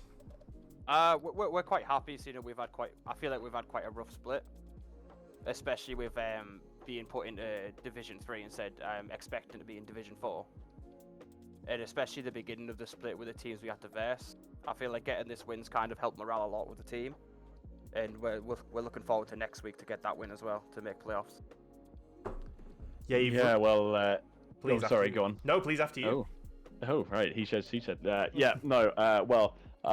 I just thought I wanted, very. What was the word you used, Samurai? It was explendid. Splendid, yes. I love that. That's my new favorite word. It was an splendid performance because not only was it explosive, it was also splendid, and you made it definitely harder for yourselves. But what? How did you kind of assess that first game and kind of how to turn it around? So the Kazakhs was quite a bit of a problem early game, but it felt like he fell off, and the Syndra took that more of that carry role. We weren't too worried about the bot lane doing the damage in the team fights. It was just a bullet storm, but it wasn't really connecting sometimes as well as it could. So it was mainly the Syndra getting those big stuns, and because she was so far ahead, she could pretty much destroy anyone on our team. So going to the second game, we wanted to ban that and take that away because that seemed like it was quite a confident pick for that guy. So pretty much we tried to not give as many kills and stop someone getting so far ahead to a point where they can just nuke anyone they want. Yeah, talk to me about maybe the team's sort of trajectory, because Matt, you have been one of the, I think, the longest players in this team. If I'm trying to remember back to all the screenshots I've seen. Yeah, I am the. Yeah, I've been the team the longest. Yeah. Yeah, the team's gone through a lot of roster changes. Back when you had Elise, I believe, was on Quantify Nova in week 1. He was just filling in for a game. It was an emergency sub, I believe, so we lost Spans. Okay, just like. Has the team really settled now? Is there sort of a cohesive idea? I mean, it's been 8 weeks. I mean, Frostbite. I'm manager of Frostbite Mayhem. Like, I know how much we've just had a massive roster change. But tell me how the team environment's feeling. So the 6 players on our team, myself, Ivan, Frida, Valentine, Brack, and Necro. And so we're pretty much rotating because people have schedules they have to adhere to for work. So we try and work around that. Krida can only play every 3 weeks of the month. So there's always a 4th week that he's off. Necro can only play once every week. Once every other week. So there's a week off, and that's when Brax is a substitute we have that comes in. But today, Valentine's, we're quite proud of Valentine. He's studying to work in the medical field to become a doctor.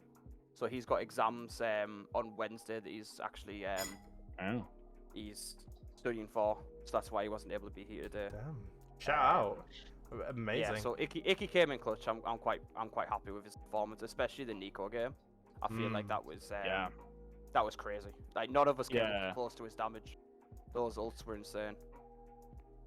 Yeah, I mean, Nico's really kind of taken the meta by storm a bit, really, and people still trying to work out how to really go against it. But not much of that kind of new passive coming through. I mean, that was the fun bit I was hoping for, but just played Nico as Nico really. Could have been old school Nico. Yeah, well, still done well. The change was just the mechanics on on the clone, right? And then the ability to change the minions and stuff. Yeah, exactly. Sometimes it's just a niche thing that you don't always need to do. Yeah. As it shows, Icky got away with pretty much just playing the champion how it was before the rework. The changes, yeah, exactly. If I could ask, because obviously, this has geared us up for an absolute tremendous final week. You facing off the other Div 4 team of Frostbite Mayhem. They have obviously lost to your sister team in Quantify Force, so they've made it easier for you. How do you evaluate? What's your mindset, as one of your teammates has put in the chat? What is your thinking going forward? Is there anything particularly standing out? What are your general feelings for it? So going into that game, I think we'll probably talk to Quantify Force about how that game went for them and the things they were successful in, and we might be able to mimic that, or at least come with a decent strategy to counteract whatever the Frostbite try to do. I feel like it's quite fortunate that we're in Div 3 with another Quantify team, because we can have that communication with them, and we have a good relationship with this insider team as well. knowledge. Yeah, I think it helps. Obviously, this isn't going to be the case next split, most likely. We're not always going to be in the same division as one of our own teams, but we're definitely going to take advantage of that while we still can. Yeah, make the most of it while you can, indeed. Yeah. But what was that game 3, we said how kind of game 1 and 2 were very back and forth, and I think the wins were just a result of mistakes, really, whereas game 3 was a result of good League of Legends. And, how did you kind of react to their team composition? Did you kind of just stick to the same game plan, or did you kind of adapt slightly to it? So our main game plan was we had the 2 teleports on the Silas and the Ornn, so we'd have a side lane. Like when the Ornn, when the Silas was in bot lane and we got Baron, because the jungler and the Xayah were fighting him, we just instantly call like, oh well, that's what we want to do. Yeah. Like, there's no other player there really, I don't think. Especially if they're going to send 2 to the Silas, and he did actually manage to get the Xayah as well, and really close to getting the Jhin. Yeah. Yeah. So we just wanted to keep someone on the side lane and keep pressure while we took objectives, which I feel like we struggled to do in the first game because of the fact that we give too many kills away. But in the second and third, we definitely got to play to that strategy, and it was very successful. Yeah, no, definitely pulled off well at the end there. So a lot to probably mull over, as well as be proud of, I'm sure. Yeah, we're quite ecstatic with that win. Yeah, should be proud. Anyway, thanks so much, Matt. Yeah, thank you for the interview. Appreciate it. Yeah, good luck with the next games. Yeah. I'm not gonna wish you good luck, but Oh, he may be a caster, but he's I wish your team good luck. Oh, thank you. I appreciate that. Yeah, now don't you feel bad? Yeah. All right, take it easy, man. All right, thanks. Bye. Cheers. Hey. Oh, what a lovely game of League of Legends, and leaving such a some good salt in the wounds there.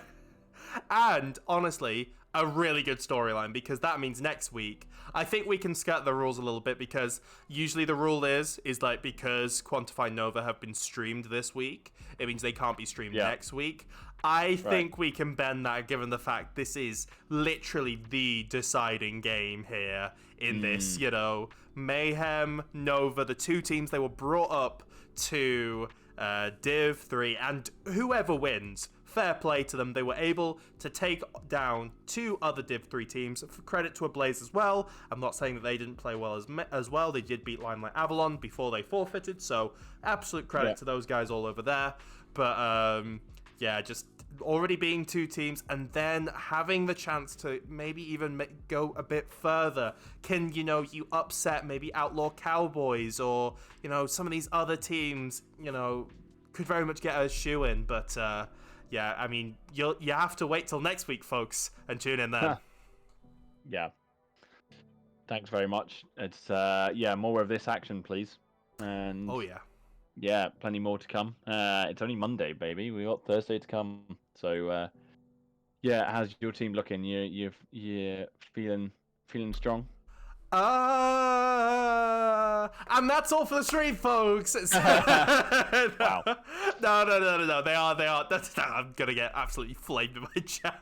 Yeah. No. Right. They are. They honestly, they have gotten a really good team comp together. Obviously, we've had like a big shake-up in terms of like rosters, so we're really gonna have to sort of put it together. But Kwakamuchu in that top lane is an absolute beast. He plays really well. Fallen from the sidelines, he's like the substitute, but he can really come in if Pyrodemon's not there. Pyrodemon, the former ADC for Fireflies in Div 2, so he's really good as well. He actually took, I think it was Deja Vu. Was it Deja Vu to 3 games? I might be misremembering, but he is also very good. Zeko as well has a long history with the Deja Vu organization themselves. And Edgarus has just been a linchpin from the very start, has been some of the longest serving members, and I just can't wait for the whole team. Crinzy as well, I can't not shout out the captain. I mean, he puts in so much work. I'm not gonna toot on our horn too much, but yeah, thank you very much. Oh, he was the original ADC for the Div 3 team, not the Div 3 team. Lamau, thank you, Josh, for correcting me. But yeah, that's all from me. I honestly, I can't wait to cast that game, and it will definitely be unbiased, and definitely not, with any, I mean, I'm not, gonna just maximize the Frostbite Mayhem logo right now on stream, and just put this here and. Oof. Wow, play it. Yep, that's on that note. We better go. On that splendid note, which is going to be a nice theme. I'm never going to forget that. So, it's been a great stream and some technical issues to start with, but we came through and had some brilliant League of Legends. So, looking forward to the next ones on Thursday. Yeah, see you guys. Thanks for the stream. Ciao.